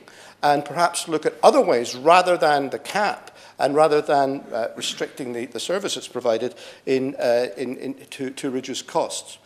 Finally, I'd just like to finish by talking about the Parliament itself and some of the things that we might be able to do here. This has been touched. I think it's wonderful that we have these proceedings signed today. I don't know why we don't have a signer standing beside the Speaker's chair, to be honest, and, filmed for all of the proceedings in our Parliament. When you think of the amount of money we spend in this place, the number of staff that we have, the amount we spend on maintenance, the amount we're going to spend on refurbishment, it's not that big a price to make sure that the 30 hours a week or whatever that the Chamber is actually in operation and debating, that there is a signer there doing it both for the people in the Chamber, but doing it more importantly for the people who are watching online or the people who are recording the proceedings and wish to check back on it. Another thing that we could do, of course, is that you members, colleagues will be aware that there's a scheme in the Parliament which I haven't taken advantage of yet, but I'm sure some have, where you can get tuition in a foreign language. Why don't we add BSL to that? Why don't each of us as MPs have an opportunity to learn BSL as part of our professional development as members of Parliament, so that we're better able to communicate with our own constituents and so that we're better aware of the needs of this technology. So that's all I have to say, Ms. But I just end by again stressing the central point, I think, that I want to make, which is that you cannot underestimate the importance of having a legislative framework and the sense of purpose that that gives to civil society, to statutory agencies, and the sense, I suppose, of worth that it also gives to those people who are looking for us to respond to their needs in this area. Bruce Pearce. A pleasure to see you in the chair. I'd also like to add my gratitude to the member for Poplar and Limehouse, not just for this debate, but for the work he's done for many, many years on this subject. He truly is a great champion. I'd also like to mention the honourable member for Rochester and Strood for sharing her personal story, which struck me, particularly when she talked about her mother's isolation, because my late mother-in-law was one of the most social people you'd ever meet. Show her a piano and she'd play for 2 hours, and then she lost her hearing, and with losing her hearing she lost her social circle and became incredibly lonely. And we hear a lot about elderly people being lonely, and I wonder how much hearing loss has something to do with that. This is a very broad debate, and in fact the debate is as broad as the challenges that face people living with deafness. So I'll confine my remarks to 2 particular areas. One is cochlear implants. There is a case that's been brought to me by a number of my constituents, one of whom is the grandmother of Jacob. Jacob needs a cochlear implant. He's profoundly deaf in the right ear and severely deaf in the left. He's 4 years old. He's been tested by St Thomas's Hospital cochlear implant team, who supported the case for an implant, but the NHS have turned him down. The family have been told that they can only have this implant if they can raise £44,000. Now, my constituents are not the most affluent in the country, but they are truly wonderful. And this won't be the first case where they've crowdfunded to help somebody. They helped a young mother last year to get a second stem cell transplant. And their campaign, which is Help Jacob Hear, has run boot sales and raffles and fetes, and they've nearly raised all the money, which is great news. But it does beg the question, what is the NHS for if it is not to help children like Jacob? And spending taxpayers' money at this point surely has the potential to repay handsomely over the lifetime of this young boy. It may be expensive to fund, but what is the expense of not funding, both financial and social? I also wanted to touch on access to work, because quite a number of my constituents are British Sign Language interpreters, and many of them have written to me. One of them, Joanne, she works regularly with people whom access to work help participate fully and equally at work. In 2015, the DWP, as we've mentioned, imposed a cap on access to work awards. And Joanna is worried that the cap will act as a glass ceiling on deaf colleagues' and friends' career aspirations. Those with hearing loss won't be able to apply for promotions or look to develop their career because the access to work support won't be sufficient. So it means they'd only be able to book interpreters for maybe 3 days a week. So what would happen to the other 2 days? Deaf professionals are left at a disadvantage with stress and frustration, seeing them being removed from viable career paths. Consequences can be a reduction to their working hours or in some cases complete removal from employment. There are self-employed deaf professionals within the arts who haven't been able to develop projects due to lack of access.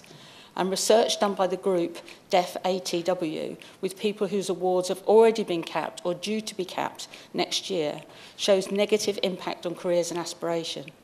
Especially affected are deaf people who are in or aspire to professional, managerial or leadership roles, or those who are self-employed and run their own business. Another of my constituents, Andrew, is deaf. He uses British Sign Language and he works as a senior team administrator with Surrey County Council. Access to work pays for the interpreters and the note-taking, which enables his communication with colleagues, customers and others, and helps him participate more fully and equally at work, even though it doesn't stretch to provide assistance at longer meetings where it is impossible to focus on the interpreter and take notes at the same time. That said, the support he gets via access to work, which we all agree is a fantastic system, is likely to be much more than what would be a reasonable adjustment for his employer to make. In cases like Andrew's, access to work has revolutionised the career opportunities of people like him, shattering the glass ceiling which previously limited them often to manual jobs. It has meant a progression for deaf people, which is down to talent, which is what it should be. There are now deaf chief executives, deaf intermediaries working at the Ministry of Justice, deaf theatre directors, deaf social workers, and a deaf senior team administrator at Surrey County Council. And I'm concerned that the new policy will undo that good work. In September, Deaf ATW ran a survey amongst deaf people about access to work. Amongst those who will be subject to the access to work cap from 2018, nearly half said that they would not apply for promotions in future because they were worried that in a new job they wouldn't have enough communication support because of the cap. For the same reason, a fifth said they already had opportunities to apply but had not applied. And nearly half said they would stay with their current employer for as long as possible because they were worried what a new employer might think about the effect of the cap on their ability to do their job. And we hear a lot when we talk about growth about the productivity puzzle. Well, it's no wonder it's not much of a puzzle, really, if we're limiting people in the ability of where their talent can take them by this cut. In around a third of the cases, the employer was either taking or thinking about taking action to check whether the individual could still do their job properly. So deaf people fear that having a capped award means they won't be able to do their job properly. And employers are concerned about it too. As a consequence, deaf people, whether capped already, to be capped in 2018, or not capped in their current work, said they're already avoiding applying to work in professional, managerial and senior roles because of this. Back in 2015, the government said that they were clear that one of the key challenges in administering access to work is managing a demand-led programme within a defined budget. They said we must achieve a balance between meeting customer need and achieving value for money for the taxpayer. It has been a long-standing aspiration of the programme to support more disabled people into work, so we must address the challenge of supporting the growth while keeping access to work affordable. But I would say that this is money well spent. I couldn't find more recent figures, but in the SACE report in 2011, it set out that for every pound spent, £1.48 came back to the Treasury. So this is clearly a spend to save. The Minister may be aware but that in July 2015, the government responded to the Work and Pensions Select Committee report, which was entitled Improving Access to Work for Disabled People.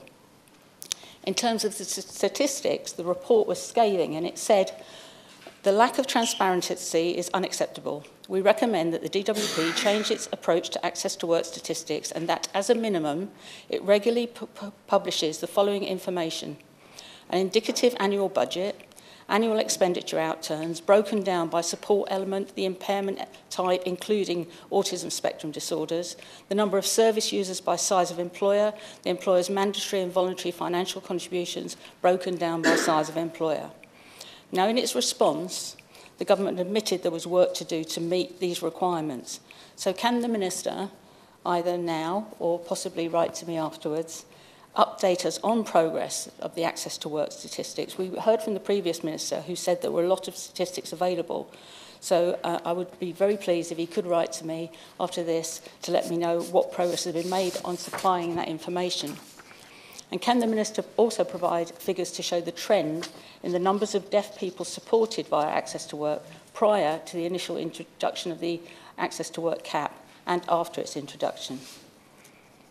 The Select Committee also highlighted a particularly strong case for the DWP to improve the accessibility of its disability-related services, recommending that the DWP introduce a video relay system to enable deaf BSL users to contact the department more easily. Could the Minister advise if there's been any progress on this?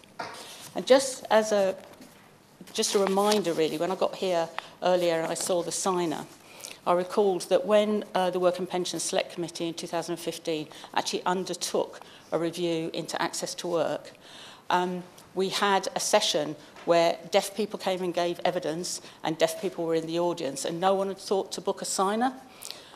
Luckily, one of my constituents had come to watch, and he was a qualified signer and took over and helped us. But if In this place, sometimes we do things very well, and sometimes we really do overlook things. And if a Work and Pension Select Committee looking into accessibility for deaf people didn't think to have a signer, then it just goes to show that we really must do better on this. And this is a step forward today. Thank you. Ms. Twist.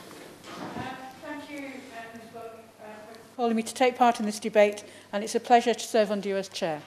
I'm sure that most of us know many people who are affected by hearing loss to some degree, and we know of the real impact this has on their lives. In my own case, both of my parents have been affected. My dad, who died a couple of years ago, had industrial deafness caused by his work in a factory, and the effects of that lasted a long time, clearly.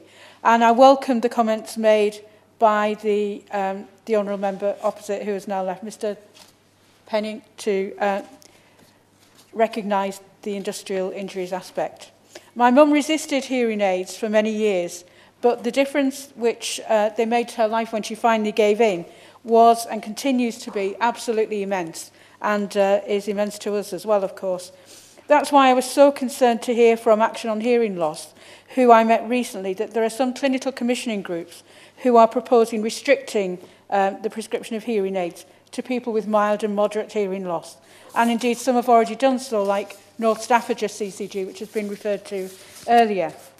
Hearing aids not only make a real difference to people with mild and moderate hearing loss, but research shows that they reduce social isolation and depression, and new evidence suggests that they can reduce the risk of developing dementia. Indeed, a study in The Lancet recognised hearing loss as potentially the largest modifiable risk factor for dementia, so that we can do something about that. I hope that the Minister will make it clear that hearing aids must be provided where they're needed. As my honourable friend, the member for Poplar and Limehouse, has set out clearly, the cash limit on the Access to Work scheme has also had a significant impact on many people with hearing loss, limiting their ability to do their job properly, or in some cases, meaning that they may not be offered jobs because of the shortfall in financial support. So, again, I would ask the government to look again at removing or raising the cap. I would also like to echo my honourable friend's call for further work on implementation of the action plan on hearing loss.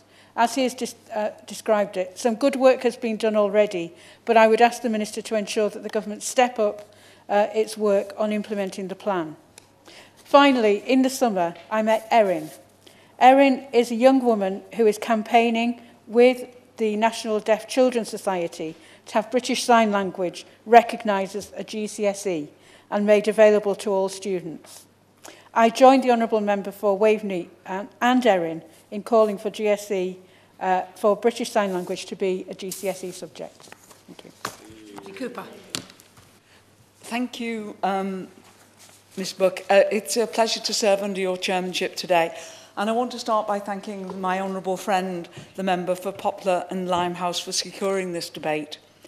This is absolutely one of those occasions when the only suitable ministerial and departmental response to the words spoken in this debate is urgent action to review, reconsider and change course, helping deaf people doing this across government, not working in silos, and putting deaf people at the centre of the decision-making process. And I also include a really important area which people have talked about quite a lot today, which is the DWP, where access to work actually needs promoting, not capping, because when that cap comes in, unfortunately, that will affect so many of our deaf and hard of hearing constituents when we come to the end of the period of grace in April 2018. Now, I'm the eldest child of deaf parents, and I was their voice and ears from a very young age, and that was invaluable to them to enable them to be easily heard and understood in a deaf world. My dad was born deaf, and my mum became deaf at 4 years of age. And I say I was kidnapped by the deaf community at birth because my culture, my language and my community is theirs. And that poses me quite some difficulties on occasion because I can be very straightforward in the way I deal with matters. Now, my first language is BSL. Not sign-supported English, which most people think is BSL, which it is not. And I have to tell you that I was tempted to sign my whole speech. And I was going to do that and have the interpreters voice over my comments for my colleagues to give everybody a feel for how it is not to be able to communicate directly, not for a minute, not for a sentence, but 4 or 5 minutes or however long it takes me to finish this. Not to be able to communicate directly to the person you're talking to is really, really strange and difficult. And deaf people feel that, experience that every single minute of their lives. So, my experiences and the difficulties I saw in communicating led me, for example, when I was Lord Mayor, to provide every deaf person in Liverpool with a minicom. What I got, the way we paid for it, is we got children in schools to learn the deaf alphabet. They saw it as a secret language. They really enjoyed it. I got minicoms for everybody who was deaf in Liverpool. You might ask, why was that so important? We talk about isolation, but even though I thought I understood, now, I thought I got it.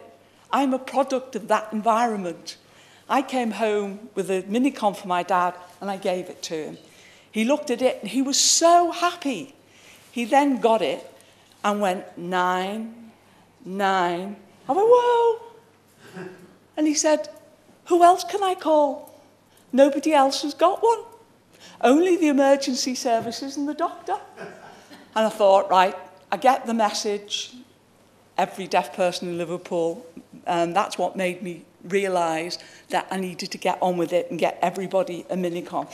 So, mobile phones have improved the situation, and as the member for Milton Keynes South has outlined, we're not progressing with transmission services as we should, and Chris Jones is somebody I've known for many years, and it is a really important thing, but this agenda is so large, we need the ministers across government to start tackling it very quickly. Being able to communicate is fundamental to doing your job. It's fundamental to doing a good job. So, the evidence is clear that access to work is a system that enables deaf people, particularly those who use BSL, to use their own voices in the workplace, getting the communication support that they need. I mean, I can tell you I'm probably, when I think about it, one of the first examples of this, because as a child, and I mean a child 8, 9 onwards, I used to sit on a Friday night, my dad was a plasterer, and he was so good, and I genuinely mean that directors of building companies, they couldn't phone him or where, they used to come to my house, sit down around the table, and instead of all these millions of bits of paper going, I was drafted in to be the person from Access to Work. And he did really well. He kept getting more and more money. They wanted him. The prices went up, and I did it every few months. So the evidence for me is very clear. This cap doesn't simply hinder deaf people's ability to do their jobs. It will cause them to turn down employment offers and promotions. It might have meant my dad didn't get such a good deal for his next contract. It leaves self-employed people in a very precarious position in which the small profits they make, and they've worked really hard to earn, go towards expensive interpretation costs. This is absolutely not a cost-effective way to work. UK Council on Deafness found that those whose income will be capped in April, nearly half of them said they wouldn't even apply for promotions in future because they worried they wouldn't receive enough communication support. Clearly, this presents barriers to those aspiring for careers in professional, managerial and senior roles. I have a friend who was a head teacher of a deaf school. Without support, how is this going to happen? Therefore, we need to allow deaf people to progress as far as their talent allows. I've spoken to many other deaf people in lower roles but aspiring to do better, and actually they've stopped looking forwards and are now living every day in fear that they may lose the jobs they have. And every day is a challenge, especially if they lose that support for 2 days a week. And we all must be clear, deafness is not a limiting learning disability. There is no reason why deaf people can't secure employment in senior roles, as long as government decisions don't dampen down the support they require. Central government just can't sit back in the hope that the employers and self-employed will simply make up the 2-day deficit in the support costs and the cap is estimated to impose, especially when employers are already saying that they're not confident about their business employing a person with a hearing loss as it is. We simply can't waste huge swathes of talent. And I know my dad, who was born deaf, is probably one of the greatest men I've ever known. He was fantastically clever, but he was deaf. Didn't stop him doing anything. And we shouldn't allow that to happen.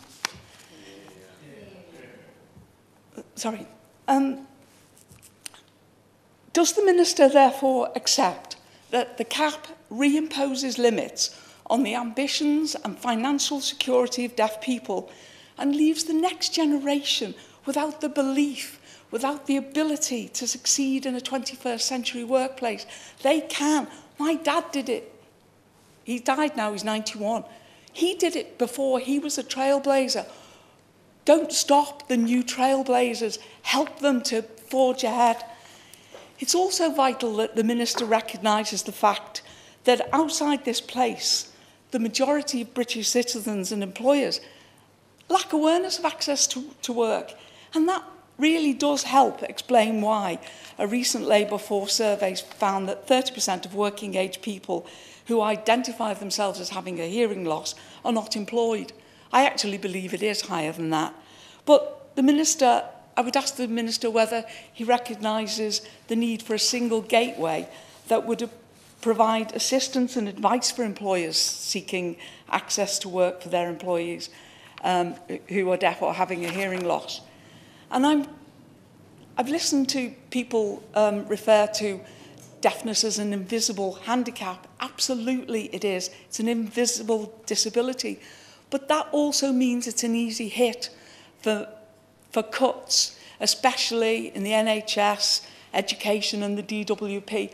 And we must really guard against taking that easy, quick solution in the hope that deaf people, the hard of hearing people, won't be able to articulate the anger they feel at the treatment they get. I mean, I've got 2 hearing aids, and I would say to the Minister, if my hearing deteriorated to such an extent that I needed communication support to do my job, would these rules enable me to do that job effectively as an MP? And if not, how is everybody else supposed to do theirs under these rules? Is it not just really jeopardising employment, not helping increase it within the deaf and hard of hearing community? I just want to go on to a slightly different subject. I said before my first language was sign language, and I was delighted earlier this year that the Labour Party manifesto committed to giving BSL full legal recognition, and that would improve the structures and the expectation of full language access through fully qualified interpreters in all aspects, all fields of public life. But that leads to a question. If we don't value, the government doesn't value interpretation, doesn't value interpreters, then how does that encourage people to take up those roles? And what will we do if people are not learning BSL and are not being there as interpreters? We've already got cases where unqualified people are in court actually interpreting, and that is wrong. They have no idea about deaf culture, no idea about the nuances and what people really mean. There's a difference between somebody who's just learning sign language and who is really fluent, or whose first language it is, and who understands what a deaf person is really saying. So what I would say is we need to value those interpreters. So my final question almost to the Minister is, does he agree that the legal recognition will provide another means of improving awareness of deafness, of the barriers deaf people are dealing with, and those with hearing loss in the workplace? The reason I keep looking up is I keep hearing somebody speaking over there, so I know what that is, so I apologise. So improving awareness of the deaf and those with hearing loss in the workplace.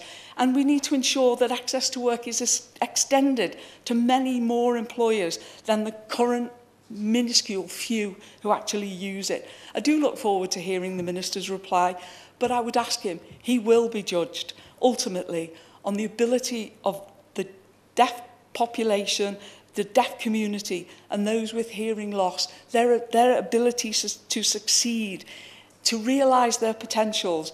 And, you know, that means in every part of their lives, particularly in the workplace and in education, because without those two things and health, what are we to do? Please give them the same chances that we get. Indeed. Thank you, Mr. It's a pleasure to serve under your chairmanship today and to take part in this very important debate that's been secured by the Honourable Member for Poplar and Limehouse. A debate which has also been very consensual across the House, and I think that is extremely welcome. This will be the first time that I have personally ever been signed, as well as it being the first time in a parliamentary debate, and I certainly hope it can become a regular feature in Parliament. And it would be nice if it was on the live feed, not just on the rebroadcast. And I don't know if it's something, or whose remit can take it back to the parliamentary authorities or the admin committee to perhaps discuss it further with the broadcasters to see how far best we can implement that. And just again to thank the Honourable Member for Poplar and Limehouse for achieving this today. I think that is a tremendous first. I would like to echo the calls made by the member for Milton Keynes South that this should become a regular feature. And various members have discussed in points that the multiplicity of government departments that are responsible for this whole sphere, and there certainly does seem to be a need for that to be, at the very least, if not just simplified, at least have a clear identified lead, which might be an easier route. We've heard today of the many day-to-day difficulties experienced by those who are hard of hearing, affecting 1 in 6 people being affected by hearing loss, the fact that they're less likely to be in employment. On one hand, it's welcome news that technology is making it easier for people suffering from deafness to work, while on the other hand, it's also worrying that the cap on access to work support has disproportionately impacted those with hearing loss, and that point's been very well made today. I don't think I need to emphasise it any further, but the cost-benefit ratio of £1.48 for every pound spent says it all, I think, in financial terms. Various members have given their personal stories and accounts. The member for Rochester and Stroud clearly illustrated that, and I was also grateful for the member for Wolverhampton South East for the case he identified as well, which put a very human dimension onto the whole case. I can't imagine what it would be like not to hear my family or listen to music. I have no comprehension of how awful that would be, but there are ways that we can help people, and we should do everything we can to ensure a better quality of life for everyone. Indeed, that effectively is the challenge of today, is to ensure that deaf people can be fully involved in daily and public life as active, healthy citizens and make informed choices about every aspect of their own lives. My colleague from Edinburgh South covered much of what happens in Scotland. I will mention a few of the points again. We have the Scottish Government British Sign Language National Plan, which, as has been said, aims to make Scotland the best place in the world for BSL users to live, work and visit. It seems to be a regular feature in debates. I'm always telling people to come and visit my constituency, so I might as well emphasise it again. It's a great place. If you've not been, do come. The BSL Scotland Act 2015 requires public bodies in Scotland to publish their plans every 6 years, showing how they will promote and support BSL. And this plan is the first national plan covering the Scottish Government, and other public bodies, including councils, NHS boards, colleges and universities, will also be publishing plans next year. The national plan, which runs from 2017 to 23, is the first of its kind in the UK and sets out 10 long-term goals for BSL in Scotland, covering early years in education, training and work, health, mental health and well-being, transport, culture and the arts, justice and democracy. It describes 70 actions Scottish ministers will take by 2020, whereafter a progress report shall be published and further set of actions for delivery by 2023 will be identified. My honourable friend from Edinburgh East mentioned several of those key action points. I don't feel the need to do again. I can perhaps, however, think of a 71st that I might feed into the next round for the Scottish Government, and it's maybe one that we should take forward at this Parliament as well, and that's what we as individual elected members do to facilitate that. And I, in preparing for this debate, thought, what do we do for home visits, for people visiting our constituency offices? There's a number of issues there, and maybe we also need parliamentary guidance on how best to service all of our constituents with their inquiries. In Scotland, as it's been pointed out by my colleague, a lot of it is about attitude, but our plan is also backed up by money, and 1.3 million is being put in to support it, which is not a grand amount, but it's enough to do a fair amount of work. Dr Terry Riley, the chair of the British Deaf Association chair, said, "The Scottish Government's national plan is a brilliant example for the rest of the United Kingdom to follow." So hopefully ministers can have a look at what we're doing. And I have a copy here if anyone wants it. I'm not hard of hearing. I am poor of vision, and I'm pleased to say it's also in quite large print, so it suits the likes of myself down at the tea as well.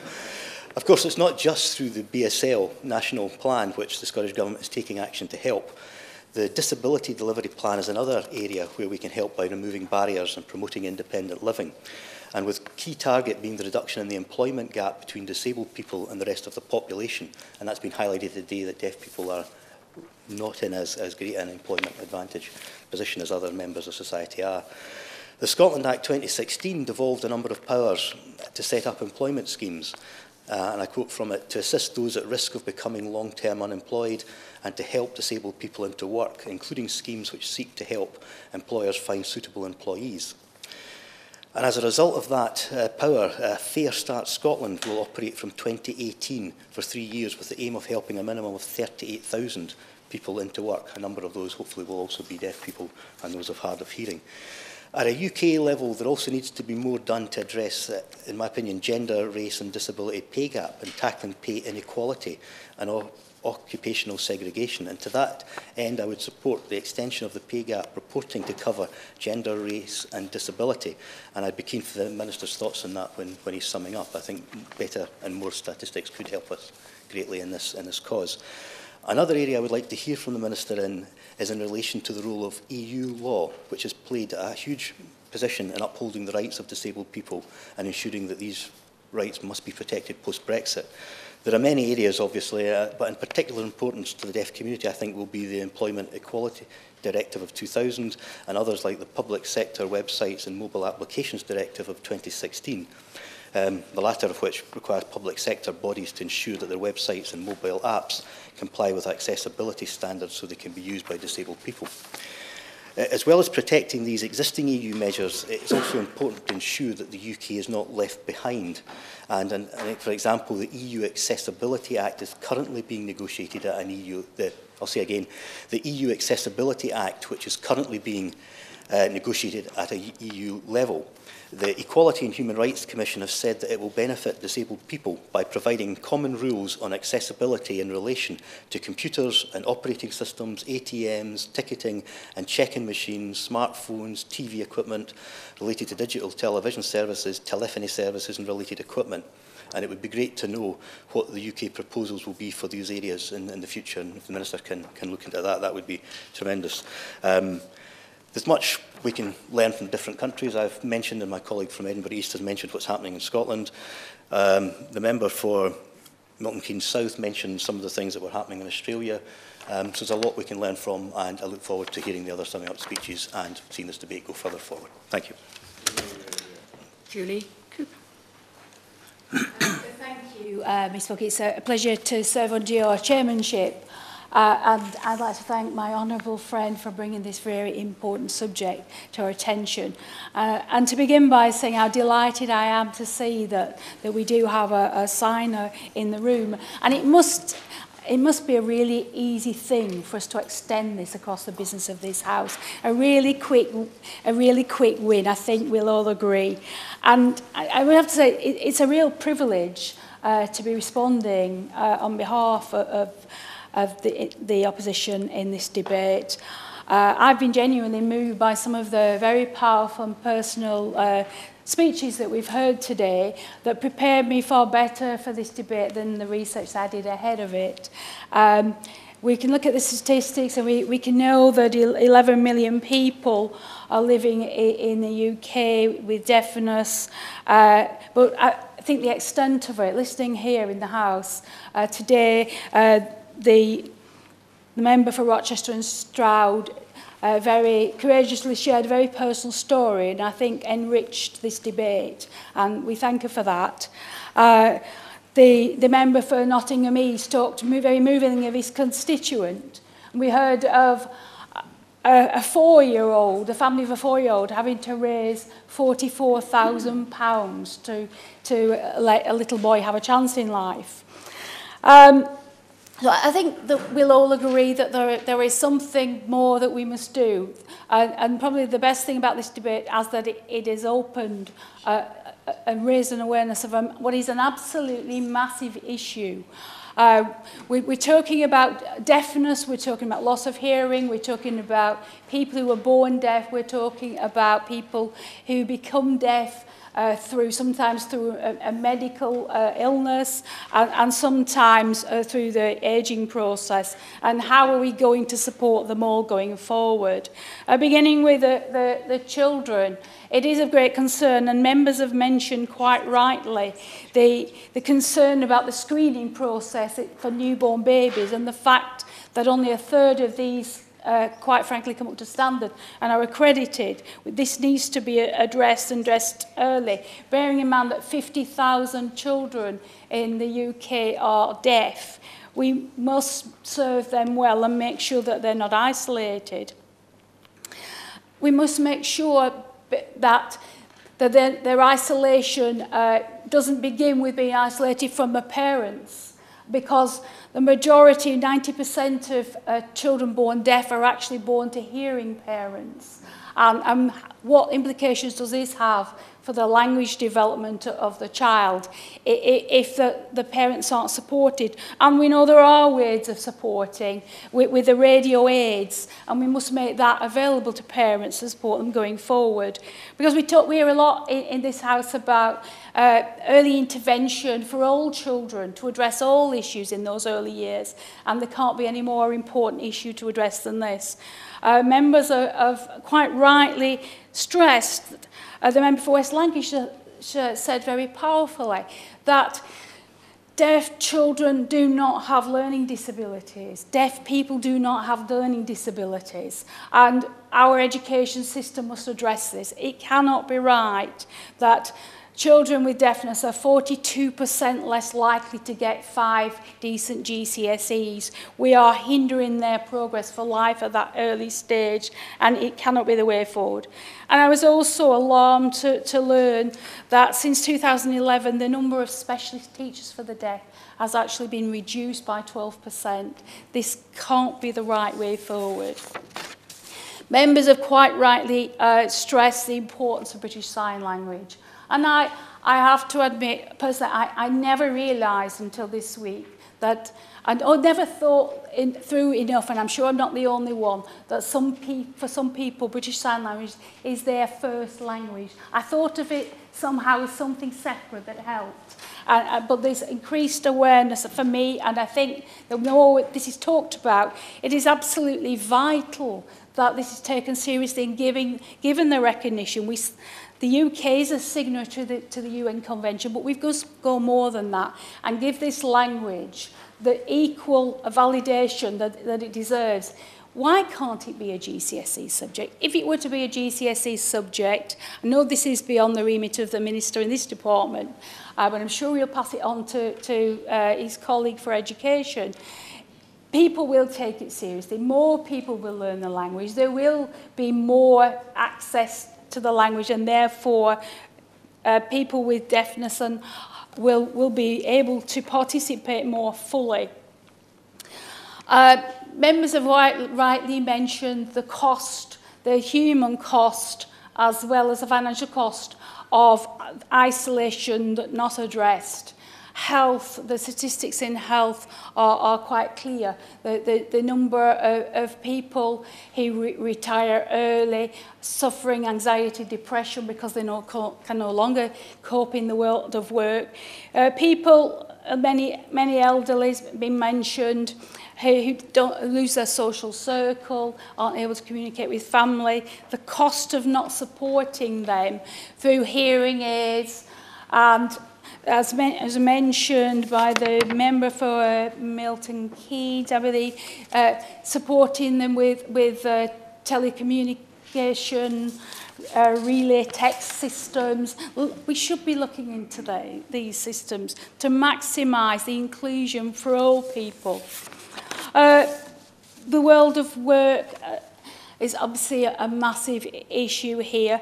The Access to Work scheme is an absolutely brilliant scheme. What is so shocking is that it is probably the DWP's best kept secret. I recently hosted a Disability Confidence Employers event, and many of them admitted that they hadn't known about this scheme at all. And there was two aspects to the world of work in terms of deafness, in my view. The deaf person or the person who's hard of hearing needs support to cope at work, but the employer needs support, particularly the small and medium-sized employer, to understand that it need not disadvantage their business. And as has been mentioned quite rightly today, you don't get, I think it was the member for Nottingham East who said, you don't get the same churn of workforce when you employ a disabled person, if you support them in their workplace. And this support doesn't have to be expensive. And sometimes it's that awareness that just moving somebody's seat so they can actually lip read, or letting them sit in a quiet corner of the office where background noise isn't such an issue for them. But the message from the government about the disability confident employers is a very strong and a very useful one. But when we now weigh that alongside capping the access to work, it seems to be sending a contradictory message. Can we afford not to support people in work? What is the cost of not supporting? I would say, what a loss of talent. And as we've said, this debate covers so many areas and not one government department, but not least, I would say, the Department for Economic Development, because what is the cost to our economy of not utilising and maximising the potential of all our citizens, including the deaf and those who are hard of hearing? So I think going forward, what can we do to concrete action on this? The action plan of 2015 was very welcome, and the recommendations in there, I think there's agreement across the House, all sides, that this is a sensible plan. Let's see it put into action. The work guides of 2017 this year were an excellent piece of work that I think we need to build on.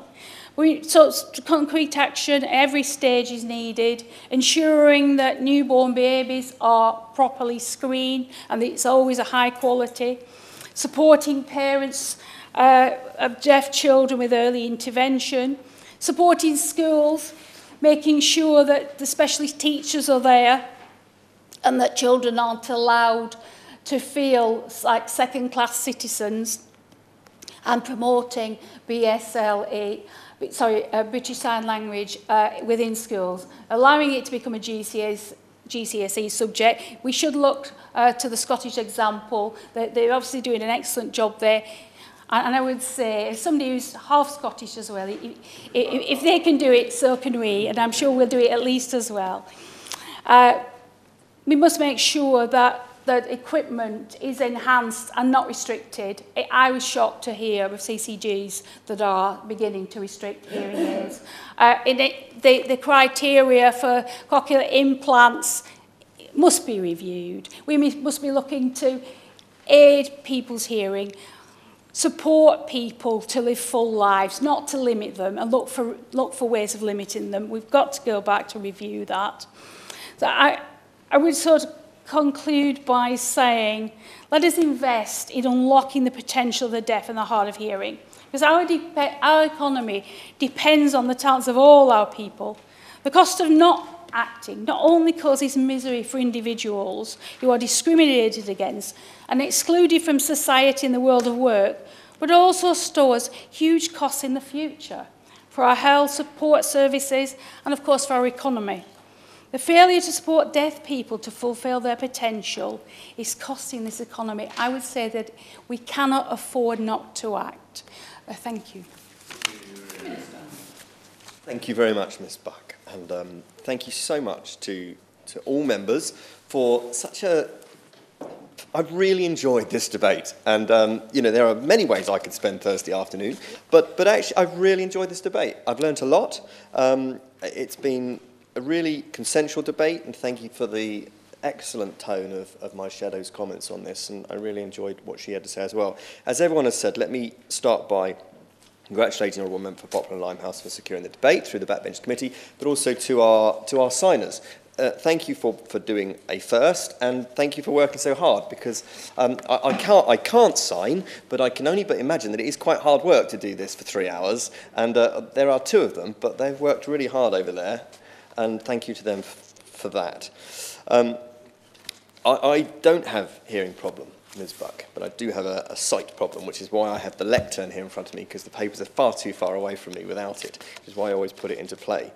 Let me thank the all-party group as well, and a number of the members from the group have spoken today for all the work they do in the House here, raising awareness and improving the way that we support debate. I can't remember in my time in the House a debate on this subject, so it's certainly long overdue, and all-party groups can do that. The Backbench Business Committee is excellent. Now, as we've heard, Ms. Buck, hearing loss is widespread, affecting 1 in 6 of the UK population, and it has a massive, massive impact on the lives of our constituents and some of the members in this House. And we've heard today some really incredible contributions. Some really, I agree with the lady for Burnley, some really moving contributions, actually, especially the lady for West Lancashire, I might say. There wasn't a dry eye in the House. Thank you for the way that you put it. I was going to almost intervene on you to give her a chance to have a drink, but she was brilliant in the way that she put it. So thank you for that. If I start by highlighting the key steps that the government is taking to support those with hearing loss and deafness, I can then move on to the other important points that have been raised by members during the debate, and hopefully I can cover them all. If I don't, apologies in advance, I will write to anybody with any points that need to be covered.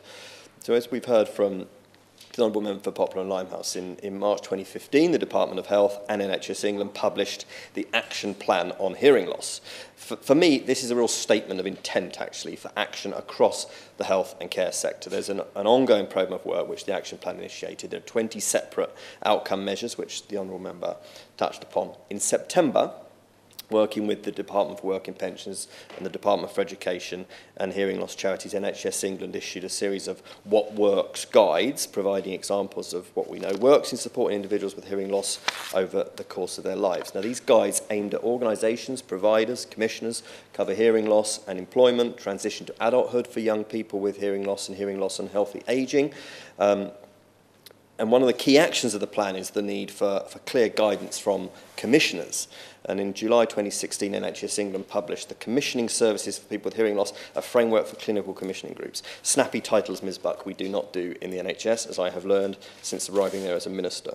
But as the Minister responsible for public health, I'm very pleased to see this recognises hearing loss as a, quote, major public health challenge, and I think that's exactly what it is. But it is a major step forward, I think, in focusing local commissioners on tackling uncorrected hearing loss and on addressing the variation in access and quality of services that we have across the country. The framework has been developed with a range of stakeholders, including the voluntary sector groups and professional representative groups, such as Action on Hearing Loss, who we've heard mentioned today, the British Tinnitus Association, ditto, who are all members of the Hearing Loss and Deafness Alliance. The guidance is crucial for me in ensuring consistency across the CCG commissioning in England and supporting those commissioners as they make decisions on what is effective and good value for their local populations. In turn, I think it will help reduce inequalities in access and outcomes from hearing services. And I recognise the need for us to maintain momentum on this and to ensure that the action plan secures positive outcomes for those with hearing loss and deafness. Let me turn to the points, hopefully all of them, that have been raised. I would say in response to the member for Hemel Hempstead, who I know had to run away, my former boss, not only am I not the Minister for Education, DWP, DCMS, or others, I'm not even the Minister within Health that covers this area, but never let that stop a happy Minister. And as I say, I have really enjoyed listening to this debate today and to respond to it. So what I'll do is, let me try and take the points as in terms of those that have been raised most, I think, during the debate is probably the smartest way to do it. So the member for Popular Limehouse in opening the debate, the member for Bristol East, who mentioned her constituent, the member for Hemel Hempstead, and pretty much everybody else who's spoken has mentioned the Access to Work scheme. So I recognise members' concerns about the impact of changes to Access to Work. I understand, of course, that the Honourable Member for Popular Limehouse, I think, is going to be meeting with the member for Truro, the new Minister for Disabled People, Health and Work, early in the new year to discuss in more detail Access to Work and the concerns that he has about that. And I'm sure members will realise that I'm very, very, very clearly not the lady for Truro. But I spoke to her at lunchtime today ahead of this debate, and I was also on the front bench with her just earlier on this afternoon for the statement on the new command paper. And we will speak after the debate and make sure that she is fully up to date on everything that has been raised that comes within her portfolio.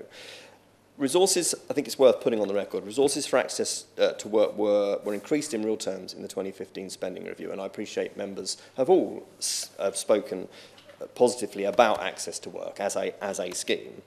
But resources within a publicly funded health service are still finite, and they also need to be allocated to the growing numbers coming to the scheme. That's 8% more people had ATW, or Access to Work provision, approved last year than the previous year, including 13% more deaf people. Last year we spent £104 million on the Access to Work grants, an increase from £97 million the year before. So as has been said by a number of members, Access to Work is a demand-led scheme, and therefore the number and level of awards will reflect this, and we intend for it to continue to meet demand, and the numbers continue to go up.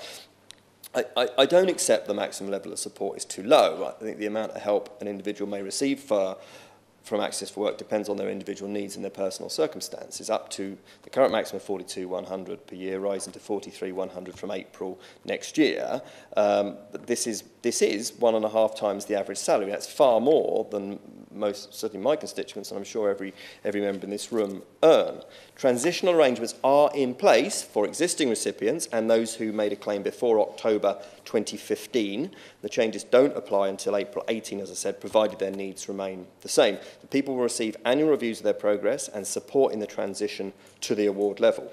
The government continually monitors the application of the cap, and considering if any further flexibilities might be required. It's another point I discussed with the member for Truro before the debate today. I think she's acutely aware of the situation.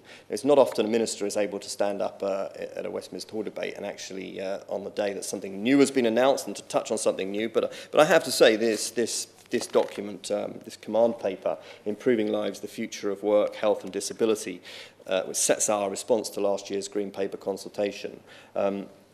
In this document, and it's a weighty tome which I and members will want to study and read through, we set out how those users with the greatest needs, such as some British Sign Language users, will be offered new managed personal budgets as well as workplace assessments involving their employers to help meet the needs within their award level. And deaf customers will also be supported by a dedicated team of special advisors. I thought the member for Eastbourne, who is indeed back, and who indeed is indeed a friend from the grand old days of the coalition, as he put it. I know he had to get away, but I thought his point about SMEs was incredibly well made, and is well noted. The member for Hemel Hempstead referred to the point about how you employing disabled people, you get lower churn. A number of people have reflected that message in their comments since, and I think that is absolutely right. Mentioned in the chamber earlier during the statement was a company that are based in my constituency called Microlink PC, and They work with large and small, big banks in the city and small SMEs across the country, and the whole focus of their business is to use technology to help disabled people into work, and that absolutely includes people with deafness and hearing loss. And of course, many people across the charity sector work as well to help that happen. So I heard the member for Poplar Limehouse. I saw him there standing on the back row during the statement earlier, and I knew exactly what he was going to say, and he didn't disappoint when he raised the cap. And all I can say is I wrote down here on my notes the comments of the Secretary of State, which I know that he will have noted too, and he'll be bringing up with the member for Truro when he meets her. Continue to review, continue to look at the evidence. So I would encourage him to press on that, and to continue to look at the evidence, because he has that there in black and white from the Secretary of State. So he mentioned, as did the member for Eastbourne and the lady for Bladen, who's also gone, and so did pretty much everybody else who spoke, around the legal recognition of British Sign Language and the case for a BSL GCSE. It is not entirely clear to me which department would lead on legal recognition of British Sign Language, which is kind of the problem that so many people have referred to today. Personally, I'm sympathetic to the calls for strengthening the role of British Sign Language, and we certainly want to see as many people trained and providing support as possible. The message that I can only bring today is that at this time, Her Majesty's Government is not yet anyway convinced that the way to achieve this is through legislation. The Department for Work and Pensions undertook an extensive market review, of which the final report was published in July of this year. This demonstrated that communication requirements, Ms. Buck, should be addressed on an individual basis, and that there is no universal approach to addressing these needs. Now, we have protections of the legal rights of people who are deaf in the Equality Act, of course, and in the duties of the NHS and the mandate that I am responsible for giving to NHS England, and of course publicly funded social care organisations to conform to what we call the accessible information standard. I'm very happy to take this point away. It's come across really clearly from so many members during the debate today, and all I would say is that the private member's ballot is a wonderful thing. On the subject of GCSE, obviously any changes to the school curriculum, and particularly the establishment of new GCSEs, is something for the Department for Education, and something that members will have to, the all-party group will have to take up with them. I know from talking to them before today's debate, because I suspected this would come up, that they say there are no plans at this time to introduce further GCSEs beyond those to which the government's already committed, but something tells me the member for Poplar and Limehouse and the member for Hemel Hempstead and Eastbourne and the other members who've spoken today will with their usual determination, follow this through with ministers at the Department for Education, who will no doubt note their comments from this debate today. The member leading the debate, and also the member for Wolverhampton South East, talked about the assessment, and as did others, of course, the assessment criteria for cochlear implants. They were indeed debated in March, when the member had an adjournment debate in which he highlighted the report of the Ear Foundation, and he called for NICE to review its cochlear implants technology appraisal. As the honourable member will know, NICE is an independent and expert body which advises us at the department, and it has discretion to review its guidance in the light of any new evidence. NICE is currently working on a list review for this particular technology appraisal, and will consult, they tell me, with stakeholders in 2018, in the new year. So I will make sure that he gets early sight of that, so he doesn't have to go looking for it or hear about it on the media, and all other members who've raised this. I am absolutely sure that this will include consideration of thresholds and criteria for getting cochlear implant. I understand that NICE are planning this consultation because of their recognition of how important this is, going beyond the usual review process. So I hope that, although it doesn't give him exactly the clarity that he wants, I hope that is helpful in some way to him. Again, the member for Popham Limehouse and the member for Milton Keynes South, who I thought spoke excellently about this, they talked about the provision of functional equivalent telecom services, so video text relay services. Again, obviously, telecommunications do not sit within the Department of Health. No matter how big our remit, I don't think we have that one, Ms. Buck. But it's very good to hear that companies such as 3 and Deaf Plus are at the forefront of providing equivalent services for their hard-of-hearing customers. I wish Deaf Plus all the best in their Helpline Partnership Awards that they've been nominated for. I understand that, Ms. Buck, the Department for Culture, Media and Sport have previously considered the issue of provision of telecom services, despite it being a commercial decision for the public-facing companies themselves to decide upon.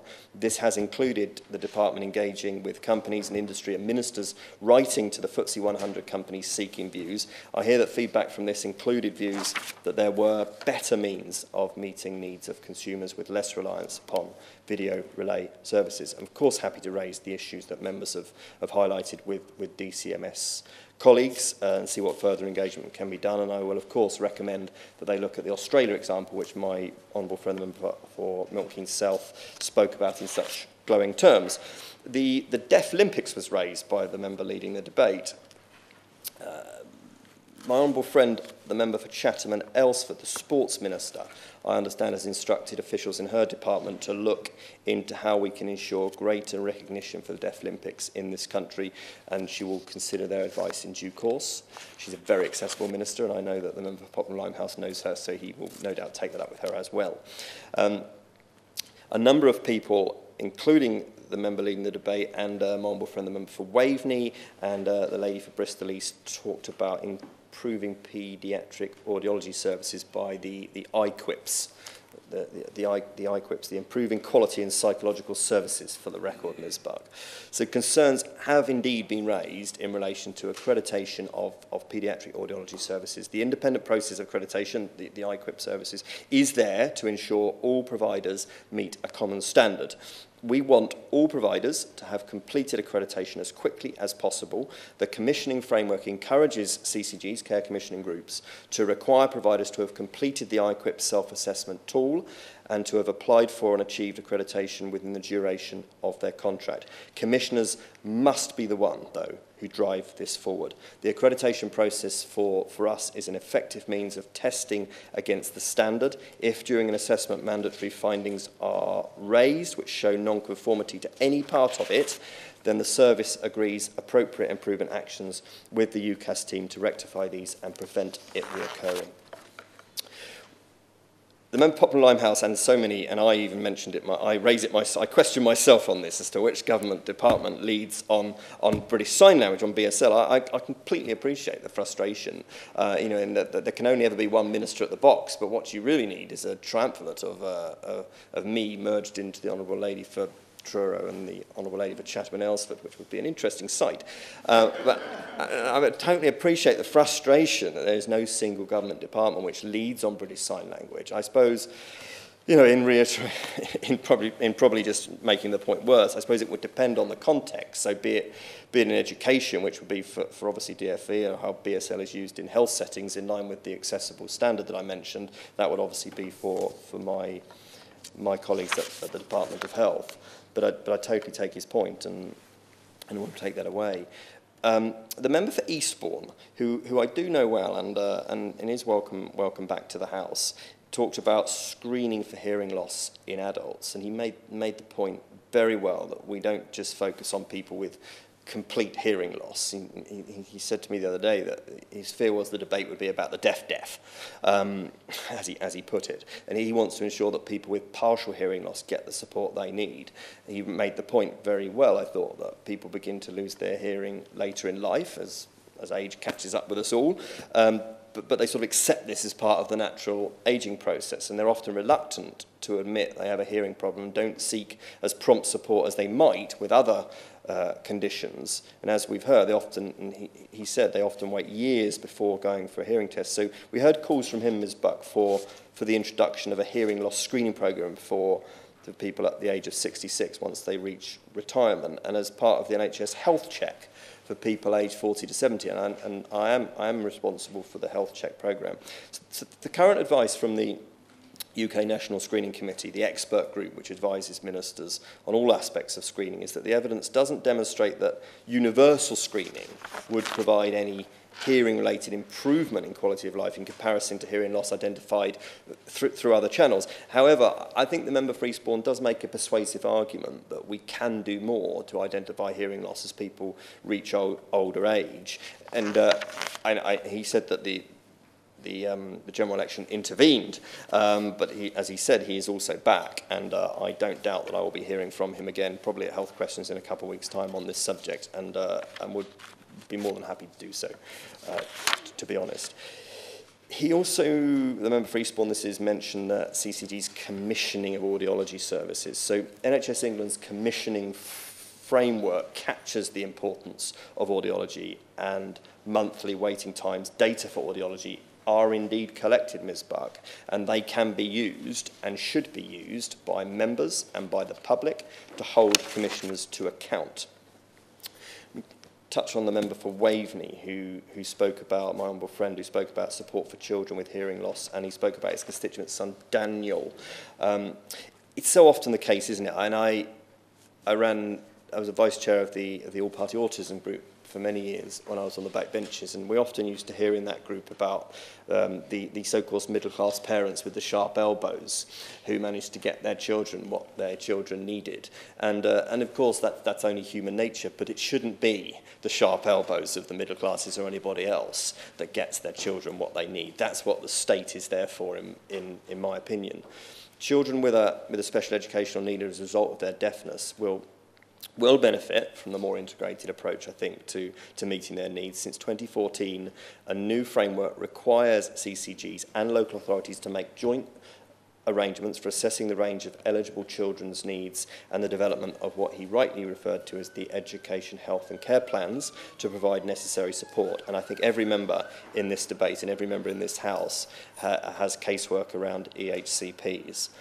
These arrangements are transforming the support available to children and young people by joining up services for 0 to 25-year-olds. There's the scope they have across education, health and social care, and by focusing on the positive outcomes.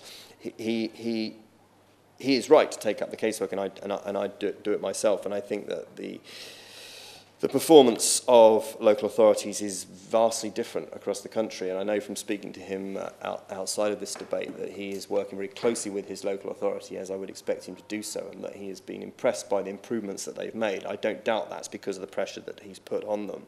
He actually used the term in his speech, and I wrote it down, the right support right from the start. And I don't think that was any accident, because I had an invitation today, as a Member of Parliament, as we all did, from the National Deaf Children's Society, which he referred to in his remarks, that requesting the pleasure of my company at an event on the 10th of January, Ms. Buck, called Technology and Deaf Children, Getting the Right Support Right from the Start. And Mr. Speaker has very kindly allowed that to be in the staterooms in Speaker's House at lunchtime on the 10th of January. And I think that will be an excellent event, and I hope it's well attended. I suspect it will be by all members in this room. What else can I move on to?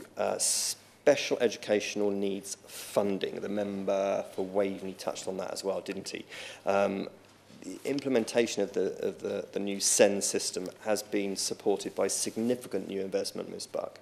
That includes £70 million in 14-15, £113 million in 14 through to 17 in the implementation funding, and £45 million in the same period for independent supporters for families.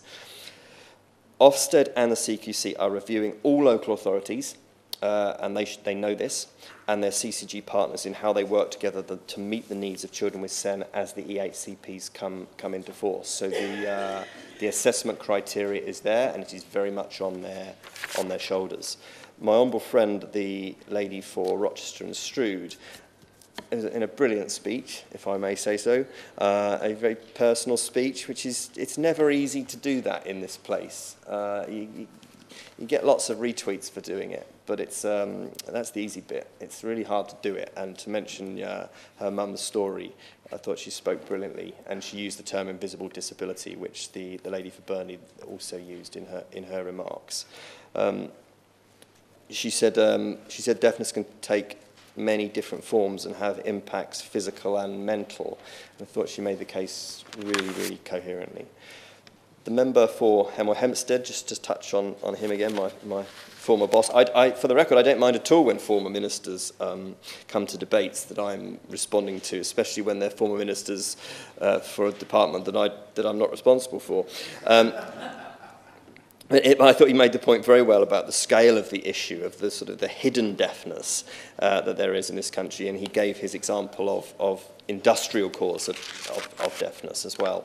The member for Edinburgh East told us about the BSL Scotland Act and the ensuing National Action Plan, which he directed colleagues to look at, and I will direct colleagues within the UK government to look at that.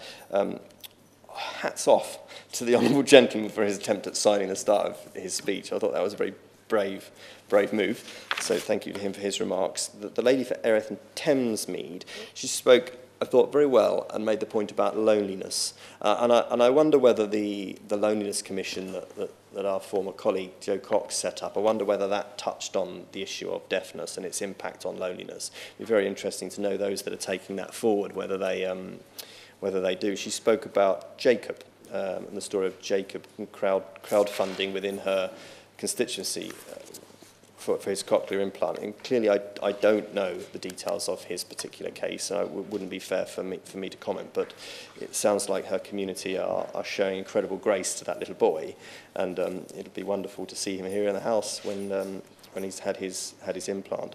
She also raised the issue of the access to work cap again. I will write to her, or rather my DWP colleagues will, on the point, the specific questions. She asked some specific numbers questions, and I will write to her on those points that she raises. The lady for West Lancashire, who I've already referred to, she spoke about her kidnap by the deaf community, and I will say again, it was a very emotional speech. I so wish she had done what she threatened to do, which was to sign her entire speech, as long as she'd given me a copy of it beforehand. I like to think I can cope, but I wouldn't have coped with all of that. But I thank her for her comments, especially about a single gateway, which I thought was very well made. And I know she's a member of the DWP Select Committee, and I suspect she is a member of the the Health Select Committee, but I know she's also, I'm sure, a member of the all-party group, and maybe she will be involved in making that suggestion to the new Minister for Disabled People and talking about the cap on access to work when they meet with her. She also referred to invisible disability.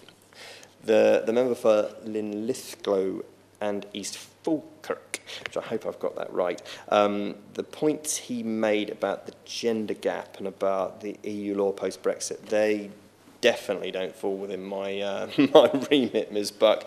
But I can of course write to him on those points. But I would say that we have colloquially known the EU withdrawal bill, or the repeal bill as it's colloquially known, and we've had some taste in the last week or so around the issue of animal rights. And I have to say, actually, as a government MP and a government minister, I do take slight umbrage at the suggestion, not that he made this suggestion at all, but that the suggestion that's made that somehow we need the EU in order to have good rights to look after animals in our country, let alone our citizens in our country. And I don't buy that for one minute. We will then import that regulation through the EU withdrawal bill, and then we will look at it as a sovereign parliament and decide where we can improve on it. And I'm sure there are ways that we can do that. And I would also say, Ms. Butt, with the members in this debate and the other members that are interested in this subject, I somehow think this subject is not going to go unheard. So in closing, and then I will give a couple of minutes to the member for Poplar Limehouse to close before we must close this at 4:30. I hope that we've had a very interesting debate, but we've also had a very honest debate, and I hope I've been able to demonstrate across my now clearly expanding portfolio to honourable members that we've got a very strong framework for supporting people with hearing loss through a set of quality and commissioning criteria, of course within a restricted budget, because that is always going to be the case, but setting the expectations for commissioners and providers is what we in the Department of Health are obviously mostly interested in. There's the dedicated action plan on hearing loss being spearheaded by NHS England, for which I'm responsible, and of course there's all the stuff that's the multi-agency approach that's enshrined in the action plan. We are doing a lot. Of course, we can always do more. There have been some really, really good points made into today's debate. Whether more people are watching today's debate than pointless, I don't know. But I would say that if more people watch debates like this, they'd have a far better opinion of Parliament than maybe some of them do. So we have shown a really good debate today. We've covered a huge amount of ground, and I thank very much members for their contributions, which have all been from the heart and all been incredibly well informed. And we'll look forward to following up on many of the issues raised. Jim Fitzpatrick. Ms. Buck, I'm very grateful for the opportunity of a few minutes just to sum up. And invariably when whichever colleague sums up in these debates, they always say we've had a good discussion. But not only is that the case here, it's been an exceptional debate. And I thank everybody who's contributed. There's been a very personal theme. But even those colleagues who didn't raise a personal experience clearly have a grasp from their constituents of the importance of this subject. And I have to say, for those of you who are not on the all-party parliamentary group mailing list, you are now, but I suspect everybody already is. The member for Milton Keynes put his finger on the big issue, which others have mentioned. It's cross-departmental. We really need a champion, and I'll come back to that, Minister, in due course. My right honourable friend from Wolverhampton South East was on cochlear implants and NICE, and the Minister says that's now back. It'll be 9 months late, but hopefully it'll be coming. The Honourable Lady for Rochester and Stroud, as the Minister said, covered her mum's story very powerfully. She did bring a tear to my eye. She saw me wiping that because it was such a great explanation of an individual person's difficulty, but we're told with clear personal commitment. And she made the point about how important it is to get children born deaf in the first 3.5 years through organisations like Auditory Verbal, because the brains can still learn to speak. After that, it's far too late, and that's why the pathway is so important. The Honourable Gentleman from Eastbourne, again, powerful personal experience. I wasn't sure if he was making a bid to come back as the chair of the all-party parliamentary group, but you'll need to wait for the AGM for that. But he's a great vice-chair, and I'm very pleased to see him there. The Honourable Gentleman from Waveney and Hemel Hempstead both called me their honourable friend. That doesn't do me any favours on this side of the House, but I know what it means, because we've done a lot of good work on a number of committees, especially on the fire issue, and we are friends, and it does tell people outside that although we might not be in the same division lobby very often, that we do have friends across the chamber, and we do work when there is common purpose, and that's really important. My honourable friend from Bristol went on ICIPS and accreditation. And the Honourable Gentleman from Hemel Hempstead, with his experience as Minister of State from Access to Work, is a powerful ally. The Honourable Gentleman from Edinburgh East, who's just left to cast his train, talked about BSL, money being available for BSL lessons here. That ought to be the case. I'm sure it is the case. I think we just need to explore that. But he did make the point through his own signage, and it reminded me, and it tickled me, that so much of sign language is common sense, like book. But he mentioned the one, Scotland, which is bagpipes, which really tickles me every time that I see that. But he made the point very clearly about the legislative power of having legislation.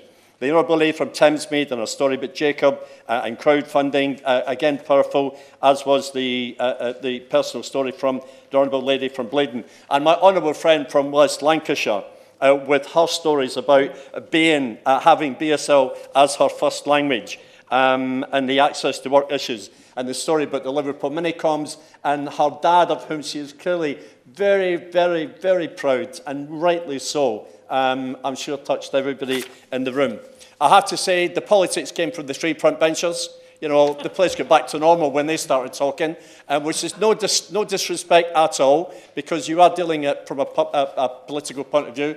But the speeches from Lithgow and Falkirk from Burnley and from the Minister clearly understood the issues, and we're very grateful for that. My final point, Ms Falk, is that we do need a champion in government. BSL needs a champion in government. At some point, a government department, a Secretary of State is going to have to say to a Minister, you're the person for the job. And then we can all go and support that person and get a better hearing in government. I think it's been a very powerful debate. I'm very grateful to both signers for being here, and to the House authorities for facilitating that. I hope this is the first of many opportunities and it becomes the norm. And I'm grateful, Ms Buck, for the opportunity to say these few words in closing. Thank you. The question is that this House has considered deafness and hearing loss. As many of that opinion say aye. Aye. The contrary, no. I think the ayes have it. The ayes have it. Order, order. And can I just also say, from the chair, can we thank the two speakers, Sally McGreevy and Richard Law, for this afternoon. I think on behalf of all of us, we greatly appreciate their work. Yeah.